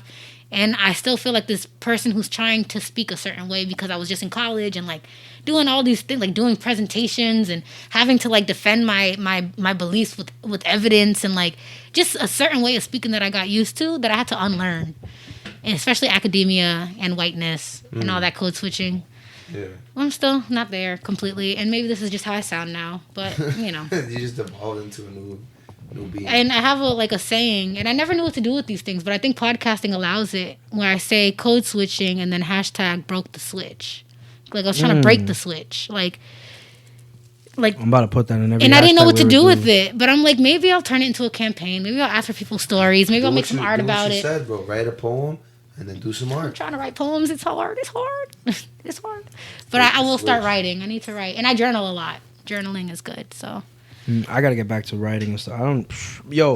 I know when I'm reading nice when my sleep is good. My sleep hasn't been good in a long time, bro. A couple months, bro. So my fucking reading has been, like, I feel like, bro, I'll be looking at my books like, fucking God. Oh, you have books though. That's good. I have mad books that I haven't even touched. Okay. You guys both have books. That's good. Y'all like books. Yeah, no, I never got to finish, but I used to be the kid that roasted kids for reading. Now I'm like, my friend that I used to roast, he doesn't read anymore, and I read like all the time. Oh yeah. That's so it's like it kind of just switched over, and yeah. it was. But then it was because I experienced what reading is for reading and not just reading. Nah, because when you read stuff you actually like, or when you're not forced to read, it's fucking fun. It's like a movie in your head. Miss reading. Not the type of books I read though. Or audiobooks are fine too. Sorry. Audiobooks are fine too. I actually listened to the Sherlock Holmes. You brought that up. I listened to the Sherlock. Bro, I love that shit. I listened to the Ta-Nehisi Coates. I never know how to say his name, but I listened to his book, and he sounds just like Jay-Z, first of all. That was crazy, because I guess they're both in Brooklyn or something, and I'm just like, is this Jay-Z? What the hell? I kept looking, but and I don't remember everything about the book, but I know that it was great. Like, I also listened to The Miseducation of the Negro, which is like a historic... Have you ever heard of that book? It's really life-changing. I suggest everyone listen to that audiobook. I got it I think I got it on the Boston Public Library's. They have an app called Libby, which is like listening to the audiobooks on whatever you call that other business that's for profit. But this is free, essentially. And I think I got it for free. Yeah, Audible. It's like that, but it's through Boston Public Schools. I pay like and $15 a month for that shit. For the library card. You get 3 tokens, right? And you get to, yeah. Oh, you do? Ooh, Yeah, I might have to get it. Sometimes they give it for free. I got it for free like 3 times. Yeah, but check your libraries though, guys. Libby is an app, and your library might have a connection. I wonder if Chelsea has some type of relationship with them. But yeah, they have audiobooks from the libraries. Shout out to libraries. I haven't been to a library. I mean, I went to a library at school though. I haven't been to Chelsea Library in so long, bro. In college, you live in a library. What? Nah, I like to I always spend time I go to UMass. I guess I went / go. Boston? You still go until next Thursday, bro. Low. Yeah, Okay. so they have like a library that's like four different floors. The first one is like, normal. Second floor is like kind of there's tables, you can communicate. Third floor is like quiet. Oh, and the yeah. Floor is like silent. Yeah, I You think can't we had talk that at too. all. I think we had that in my college. Even you plug in your charger, they're like this. I'm breaking their neck. Start making mad noise. Like that. It's a So funny in story. that fourth floor, there was also all the philosophy books. So I would just sit there and They did that on purpose, bro. I would lay down in the library on the floor with a book and I'd be like this. I'd be like, damn, yo, I hate reading. This is good, bro. Right. That's when I started learning how to read. I just learning how to read in a different type of Or just way. using the skill. Yeah, in a different way. There was a funny story. There was this like anonymous app. I was never on it because I didn't add it in college. But apparently, someone showed me it, and somebody wrote anonymously, "Can Amber Torres please shut the fuck up in the library?" And I started dying. I thought it was hilarious because I'm loud as fuck and I just talk a lot. Like I literally, y'all see, there's been 2.5 hours. I can talk, okay? Yeah. And everybody on campus knew that. They ended up voting for me as a finalist to be one of the graduation speakers. I can speak, okay? I didn't win. That's a different story. But yeah, that was rude. Anonymous coward. Sheesh. Talk to my parents though, they'd be like, yo, you too fucking Could loud. Amber Torres please I shut won the fuck up? most talkative, bro, in middle school. Hey, now you on a podcast? Yeah, you feel me? And then I won most likely to win the zombie apocalypse in high school. Oh. That rap. I made good friends, guys. It's damn near the I was apocalypse. most likely to break out into dance in high school. And I feel like that's a good I feel one. like our things would be It should opposite, have been bro. switched. Honestly, I think it should have been switched. Really? I think, In high school, I used to do like splits and shit for no reason. but I still bust You're out into dance lying. right Wait, now, what? too. First of all, Yeah. really? Facts. I'll show you a video. I thought you was about to do it. Yo, I thought you was about to do Nah, it. fuck that. These pants are too tight. I'm up in Yeah, weight. yeah, Fuck that. That's a chapter in my life, chilling bro. style, you know. Yeah, I'm cooling now, but yo, Give I'm me a year, I'll be doing backflips. I would love a year. to You can learn. learn that shit in a month, bro. If you really tried I'm too everything. scared. I need to get over the fear though. Nah, You you. ever try doing a backflip? I would never. I am not athletic. I'm not. I told you when I got in here, I'm clumsy. Like I can't even wear too many articles of clothing, or else I get overwhelmed. You think I'm lying? These braids stress No, me I out. believe that. I believe that.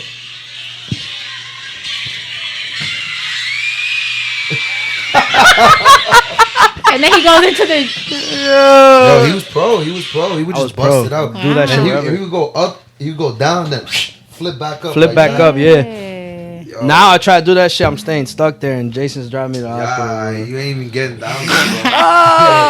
I love it. Wow, that's great. That's cool. Nah, yeah, we should have got the different one. But I don't know. You with that Connor Holloway episode, bro. You were saying some bullshit about Nah. the zombies, bro. Where would you go if there was a zombie apocalypse? Where would I go? Like what What would you do? What's your plan? My plan. I'm not surviving very long. I'm just gonna admit that. But if I had faith, Boom. I would assume a supermarket. Lock myself somewhere with food. I don't know. You're not scared of the multiple exits? I would barricade them. I think. I mean, you always have to leave eventually. That's the thing in the In zombie the movies. supermarket. Multiple ways for He said zombies he to would get go in. to the woods. I said I would go to the woods and fucking. You seem so unhappy. No, you know what he said? You know what this dude said? I'll fucking tell you. Look. This guy said, what's he he doing? looked into the camera. We're doing this shit on Zoom. He's like, "Ah, you guys don't have a clue how to survive a zombie apocalypse.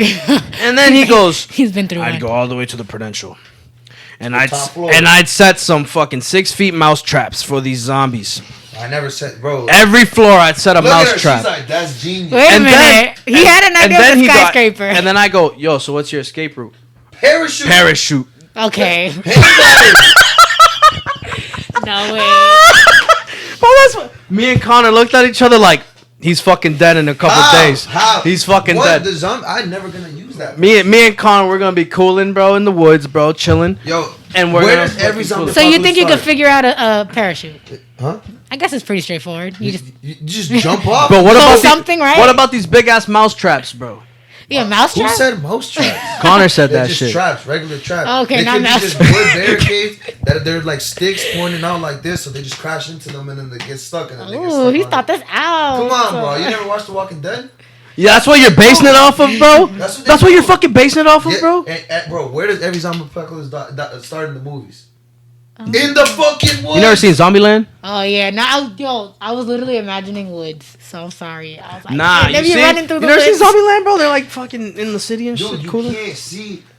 If there's 20 trees right there, you can't even see 10 feet in front of you. But he's 'cause there's going mad somewhere. trees. How you gonna know there's zombies coming? I can see them. So you're all. gonna trap yourself on the fucking 12th floor So of a say that building? the zombie I apocalypse. said the Prudential. How many floors is there in the Prudential? 30? 43. More. I don't know. I think it's like 50. Because there's two different elevators. One that goes to the 25th Siri, floor, how many- and then one that goes 25 to 50. I think it's 50.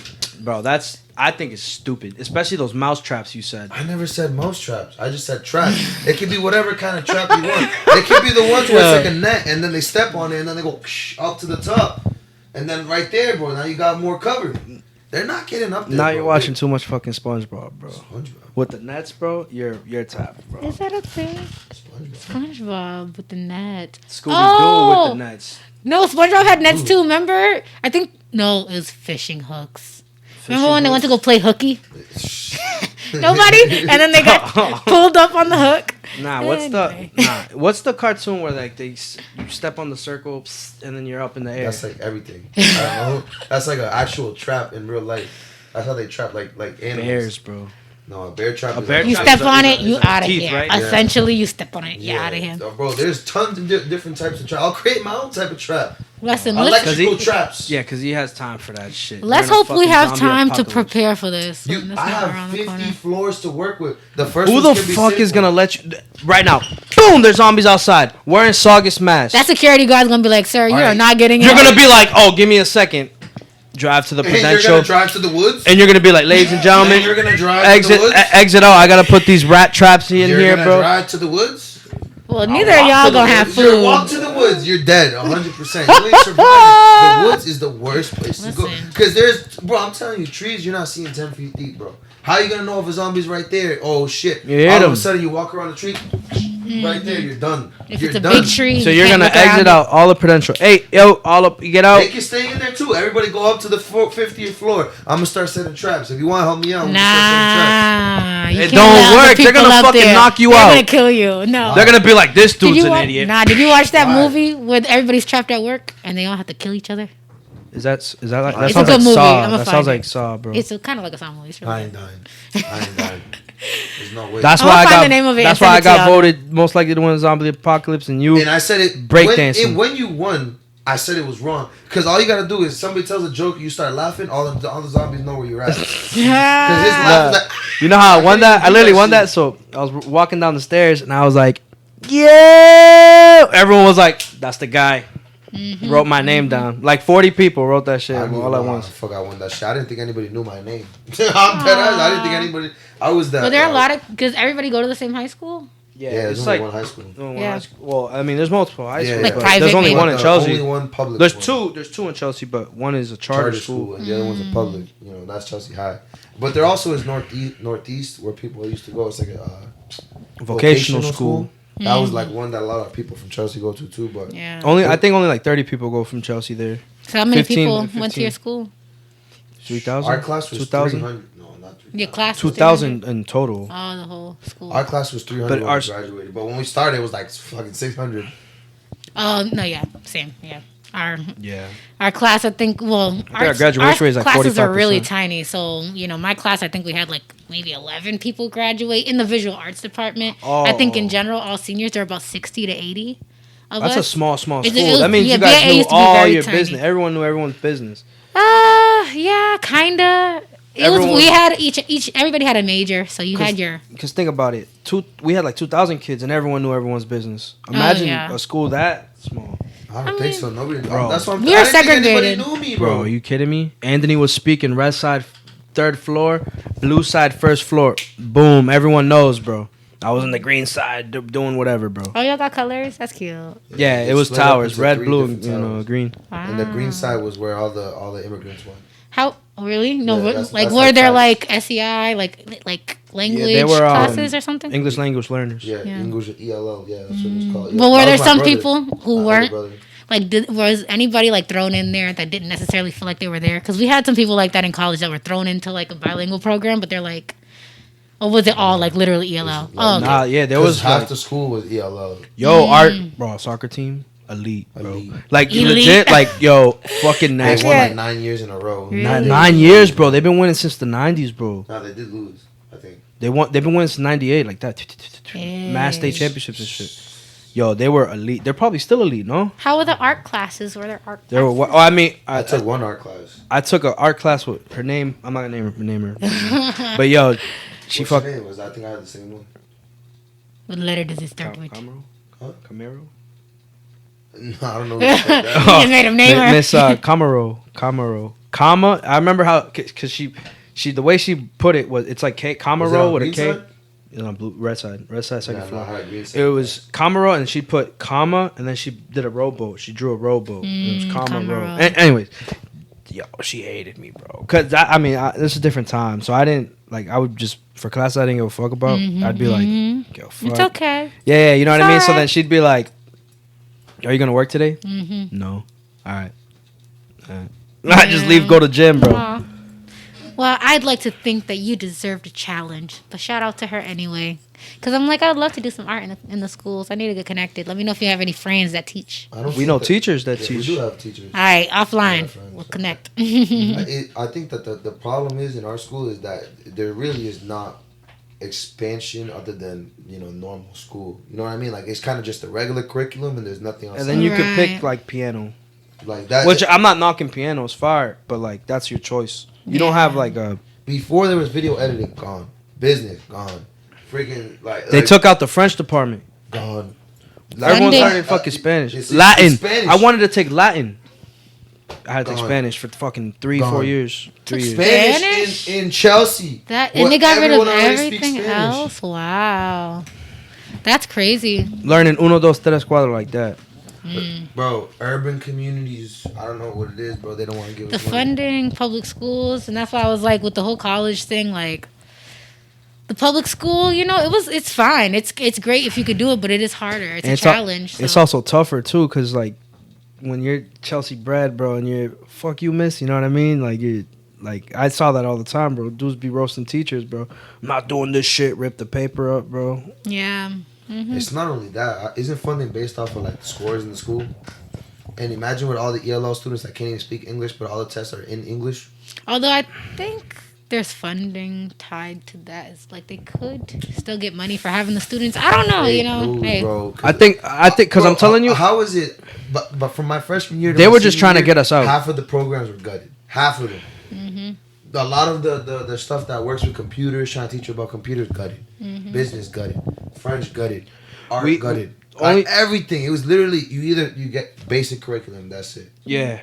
And in your choices for like electives was like art, women's comro, drama, Or gym. piano, gym, guitar.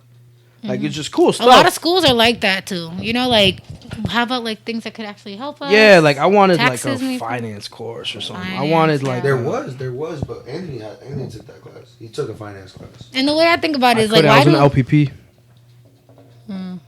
law and public policy. I took They like had a. like programs for law and public. They have a health one too. They had an art one, see that's good. but Luckily they have a lot of AP classes that I like. Yeah. I took a lot of AP. And some classes. places don't have AP, so Yeah, I know. that's good. I moved to Saugus my sophomore year of high school, but I decided to stay at Chelsea High because Saugus they didn't have AP Chem, and I don't think they had AP Physics. Mm-hmm. And I was like, yo, you knew from when you were middle school you wanted to take them shits. I mean sophomore year. Sophomore. Sorry. yeah, Mm. Wow. I was good at it. How am I like? I was good at chemistry. But I didn't even try. I never gave chemistry a try, bro. I never was there, bro. I didn't even know what AP meant. My school didn't have it, so we had something like it. But like, why do vocational schools have to be all special? Like, that was the thing about like my high school. It was never public, but we kind of had beef with Madison, just because Madison. Oh, that's in Boston. It's a vocational Yeah, school. yeah. My mom went there. Really? Yeah, that's where she graduated from. Wow. So in 1996, they get mad funding because they're vocational, but the city, for some reason, for a long time, would not see us as a vocational school, like BAA. I still say us, like I work there and go there still, but I have not worked there in like a year. So, but yeah, it's like we're doing the arts, like that's vocational, and it's like this school gets so much funding. I Why? feel like Because they're doing like programs- like electrical. Yeah, they're just doing things that will give them jobs after high school. Mm. And I'm just like, shouldn't every high school prepare people to have jobs just in case? Like, why is this a special kind of school? Like, not everybody's going to college. My whole high school career, I was like, all right, so I did nice my freshman year, but I was like, and I thought to myself, why the fuck am I working so hard? I don't even know what I want to be. So then I started slacking, and then I had like a 3.3, went down. That's all right, right? And then I graduated like, doesn't matter. No, we ain't gonna talk about that. Trash. Yeah. And like I felt like senior year, guidance counselors talking to me. So what do you want to be when you grow up? You're fucking asking me now, bro. I had 4 years to think about this shit. What the fuck you talking about, bro? I'm 5 years after college, after high school, and I still don't know what the fuck I want to do. Right, no, people my freshman year. But like, I feel like, I don't know. I feel like if I was a guidance counselor, I'd want to get to know because you have them all high school. Because that's not what jobs are, you know? Like, that's not what working is. It's not like, oh, what do you want to do? You know, like, it's more complicated than that. A lot of it's chance and luck and skill and, like, what are you surrounded by? Like, and that's why that's what I do for a living. That's what I do for a living, creative youth development. Like, how can we give the youth skills, allow them to learn how to make money and, like, sustain themselves creatively? And how do we do that from a young age, you know, and give them access? But... I don't know. I feel like I don't want to say irresponsible. I don't want to roast my high school because I graduated from there. I appreciate the times and stuff I was there. But you're asking me that when I don't give a fuck already. I spent 3 years not giving a fuck. Then you ask me that question and I'm like, I don't fucking know, dude. I'm leaving in 3 months, bro. Yeah. And then and then he's like telling me, yo, you got to come up with a plan. Because I guess it's like required. You know what I mean? Every student needs a fucking plan when they leave. I was like, I think it's good to have a direction, though, you know, and then you can rebel against it. I legit was like, oh, I'm gonna work with pipes, plumbing. I was in college for a week for that shit. Fucking gas utility, that's what it was, like pipelines and shit. A week, bro. I was like, this is trash, and then I didn't know what to do. And then I talked to the guidance counselors in my community college. They got me even more lost. Oh, try this. Oh, you can sign up for this. I was like, I guess. Became an engineer major, English major, a fucking... I switched 4 times, bro. You did engineering? I did, yeah, for a little bit. What kind of things were you learning? It was engineer option. So I was supposed to be there for a year and then leave and go to a different school. So the plan was Northeastern. Yeah. That was the plan. So when they wrote it out, they wrote like it was like a thought bubble. You're going to be an engineer. This is what you want to do. I said civil. And then they were like, what kind of schools? And I was like black and red, like Chelsea High, Northeastern. Like that. That's legit how I did it. And then they were like, this has a great engineering, whatever. And then I was like, all right. And then I never did that shit. You know what's cool about you, my slow, bro? You know, we had that program where you could do like classes from Bunker Hill at school at Chelsea High. Yeah. Right? And that's the reason why I failed. Like, they kicked me out, kind of. Because I failed one and got a C in another. So I had a 1.0 GPA. So I went into college already, like, they were sending me emails. Bro. Yeah, I went. So you're supposed to have a 2.0 in Bunker Hill. And I went into fucking college. Because, all right, I didn't give a fucking high school. Now I'm paying for my debts, right? Paying for my debts. That's weird. That's not fair. Yeah, so I went into college, like, they were like, get it together, brother. My first semester, straight A's. I got like a 3 point something. Depends. I don't know what that average is. Yeah. A fucking all A's, a C, and an F. I don't know what that is. And then, you know what I mean? And then all of a sudden, I fail. And I'm back down. So that's like my second time. And then just kicked you out? No, they didn't kick me out. And then my fucking FAFSA, whatever, that shit was all fucked up. Because I was like part-time. Yeah. I was part-time, full-time. So but it's the way that we do school, you know, and how we help people find their passions. Like in Prague, when they were communists, not that we need to become communists, but like there were a certain number of slots at school, and everybody who graduated, each person would have a slot waiting for them at a certain business. Like it was so like thought out, and everybody had a role in society, even though it was like very controlled by the government, you know. But It's all about how we're taught. I feel like that could be good and bad, right? That's bad because you don't have your freedom or whatever Right. of expression, and you don't do whatever the fuck you want. But that's good because it's kind of like, this is what I was set out to do. Like for example, like I think in India they you don't know who the fuck you're marrying. You just marry that person. Arranged, You don't. right? Yeah. And you that's don't. what I'm saying. A lot of times, hey, that's what it's for. Yeah. You don't go through oh, is this the person for me? Oh, this. I'm like, person's sometimes our parents and our grandparents, they got a point, man. Yeah, you literally spend the whole life getting to know this person. Either Like way, it's like a clean sheet. It's Either like way. I'm still getting to know my husband, so it's like, you know, It's like I'm still Damien. getting to know you. right, And we've been boys for how long? right. Years. No, but that's what I'm saying though. I don't know. So I'm like, I don't knock arranged marriages. A lot of them still fall in love. Like I think half of them end up falling in love. It's like the same or similar statistics. So Sorry, that's true. That's what I'm saying. It's a flip of So a coin. it's good. It's good and bad. So it's good because you don't have your freedom. But it's bad because, it's bad because you don't have your freedom. It's good because you kind of like ignorant is bliss kind of thing. yeah, I think that's the theme of this podcast. It is, but it ain't. It is, but it ain't. It's Wow. time, bro. Hmm? I think it's time. Think it's time? Thank Yeah. you. All right, ladies and gentlemen, this was an amazing episode. I'm telling you, we could probably talk for like 3 days straight. No bullshit. This shit was so awesome. No, we can do Try it that. again. I think we could do a 24-hour podcast. No, y'all. Okay, we need to like monetize that. If we do that, No, for sure. Put it on Twitch and shit. All Or stream figure platforms. something out, because I feel like you're pretty organized. Like I'm telling you, just from seeing that you got a website, you got all the art, you did this, you do that. Well, compared to us, you're organized. Ladies and gentlemen, if you haven't already thought that she's a fucking beast, Amber's Afro. hey, You gotta follow her on Instagram. That I'm is telling you. AMBERSAFRO. Amber's Afro, and my art page is Dudley Street Baby. I'm telling you, ladies and gentlemen, you won't fucking regret it. I'm telling you, this has been an amazing episode. This has been an episode. Well, I think we needed this shit. Yeah, that's what I'm saying. Very long episode, and also for my listeners, where should they find you? Where can they follow you guys on Instagram? Our messy rooms. Our messy rooms.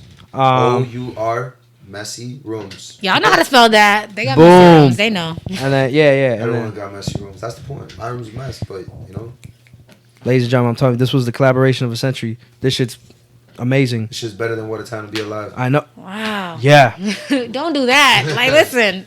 this is better 3 than hours. Watch the Throne. Can we do a Kanye reference? Is that? That is Oh, that's that was what- kinda, I guess. that's what Oh, Jay-Z- damn. Ooh, Jay-Z. Yeah, the That was like Jay-Z, Jay-Z, Kanye. though. It wasn't like fully Kanye. If you, But if I like how you listen did to It that. says Jay-Z on. Oh, really? We brought it says back. Kanye. Collaboration though. Full circle with a Kanye reference. That makes me happy. I think we Boom. can end on that note then. Well- Thank you guys for listening. We gotta do a messy moment though. Ooh, what's that? It's time for the messy moment. Messy moment. Messy moment. Messy moment. Ladies and gentlemen, we're in the messy moment. Ladies and gentlemen, ladies and gentlemen, we're in the messy moment. This is a time where we can reflect, dive into the crazy shit that we just talked about, and we talked about some crazy ass shit. Literally went all over. In the first hour, I was already like, "Damn, this is not what I was expecting." You said 3. I was like, really? And then it just kept going and going and going. This was We had a lot of it was a different, great a conversation. lot of different avenues, a lot of different ideas. I think that anybody can learn from this. You know, when you're just talking, like anybody can learn from anything. But yeah, this is the messy moment. I'm gonna go first. I would say my messy moment is definitely just this whole experience.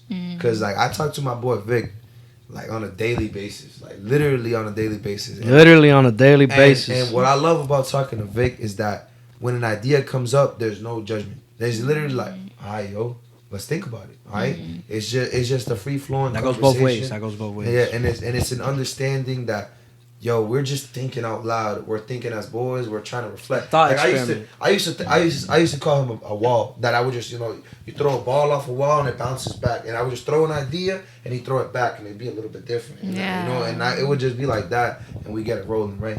And I've never, like, it's hard to meet people like Vic. but we met Amber. Yay! We're going to do this again. Amber was able to let us just dive into the mind, and then she dove into the mind with us, bro. And it was just going crazy, bro. Thank you guys for and what's going crazy there. is this is the first time we've met. Like, you know, as conversations flow, as we little get more. Like, I'm telling you, how many conversations have we had? Easily over 1,000. Easily over 1,000 conversations. And that's like minimum. Mm-hmm. Minimum. So imagine after 1,000 conversations, we still be blowing each other's minds. Mm-hmm. This was our first one. As we get it rolling, it's gonna go like that. So I thank you for being who you are. Thank you. If we do this again, I hope that We're it will be definitely doing it similar. again. If this We're is a definitely doing it one-time magic, then I'm There's basking no in such it. thing. Nah, it's impossible, bro. Yeah. I think it's just the personalities that we hold. Yeah. And the fact that you were like, oh, yo, I ask mad questions. That's literally what we do. It's just ask mad questions. Your podcast is for a reason. When you prompted the question, do you even know yourself? Yeah, I was like, yo, that's a dangerous question, man. boom. I was like, that's a dangerous question. Listen, I only asked. In my head, I was like, I'm not gonna ask them because that can go. But I was like, I know y'all ready for it. So, what was your messy moment, Vic? My messy moment, ladies and gentlemen. Oh man, out of the many, I just enjoyed this conversation in total. Amber, I appreciate you so much for just expressing yourself in the messy room and letting us be on your podcast too. And this cross collab, this was an amazing experience. I love doing this, ladies and gentlemen. I'm telling you, I learn every day. I get to meet people like Amber that fucking just have me like, this shit's fucking crazy, this shit, this shit called life, this expressive stuff is real stuff, and it's feels good, but like out of the many stuff we talked about, I just think like my messy moment would have to be like when you talked about your process of how you do your art and how like you write some stuff down, then all of a sudden you visualize, you put it on a paper, whether it's painting, drawing, whatever, and I just was in awe because that's like. I feel like that's like speaking multiple different languages. That's like you're like on different playing fields and like, that shit's crazy. Like for like it's like an orchestra. Like each instrument is doing its job, and I felt like each part or each like section of your process is doing its job to create the beautiful art that you see on your Instagram, and I was just blown away by that. Thank you so much. That was a moment. Thank you. That was definitely a moment. Messy moment. It was a messy moment. And I will wrap it up with my messy moment. And my messy moment, it feels weird even saying it that way, but I know that's like the spirit of the podcast, so I'm going with it. It was really a profound moment when we were talking about my book from, I think it was high school, Enrico's journey, and learning that your father or your family members have really lived that life. And a big thing with my podcast and my past couple of interviews have been about such serious topics with people who are really going through things. Bella Noka was a Native American woman who was a part of a raid 20 years ago that was traumatic physically, and Shimmy was someone who is still going through legal issues. It's very real. And I struggle sometimes to really sense the realness of it all. Like one of the last groups that I talked to worked with gang members, or even they set themselves up. 617. MBK 617. Yeah. They don't necessarily focus on the gang aspect of it. They focus on the uplifting aspect, but it really comes from this place of like real shit happening.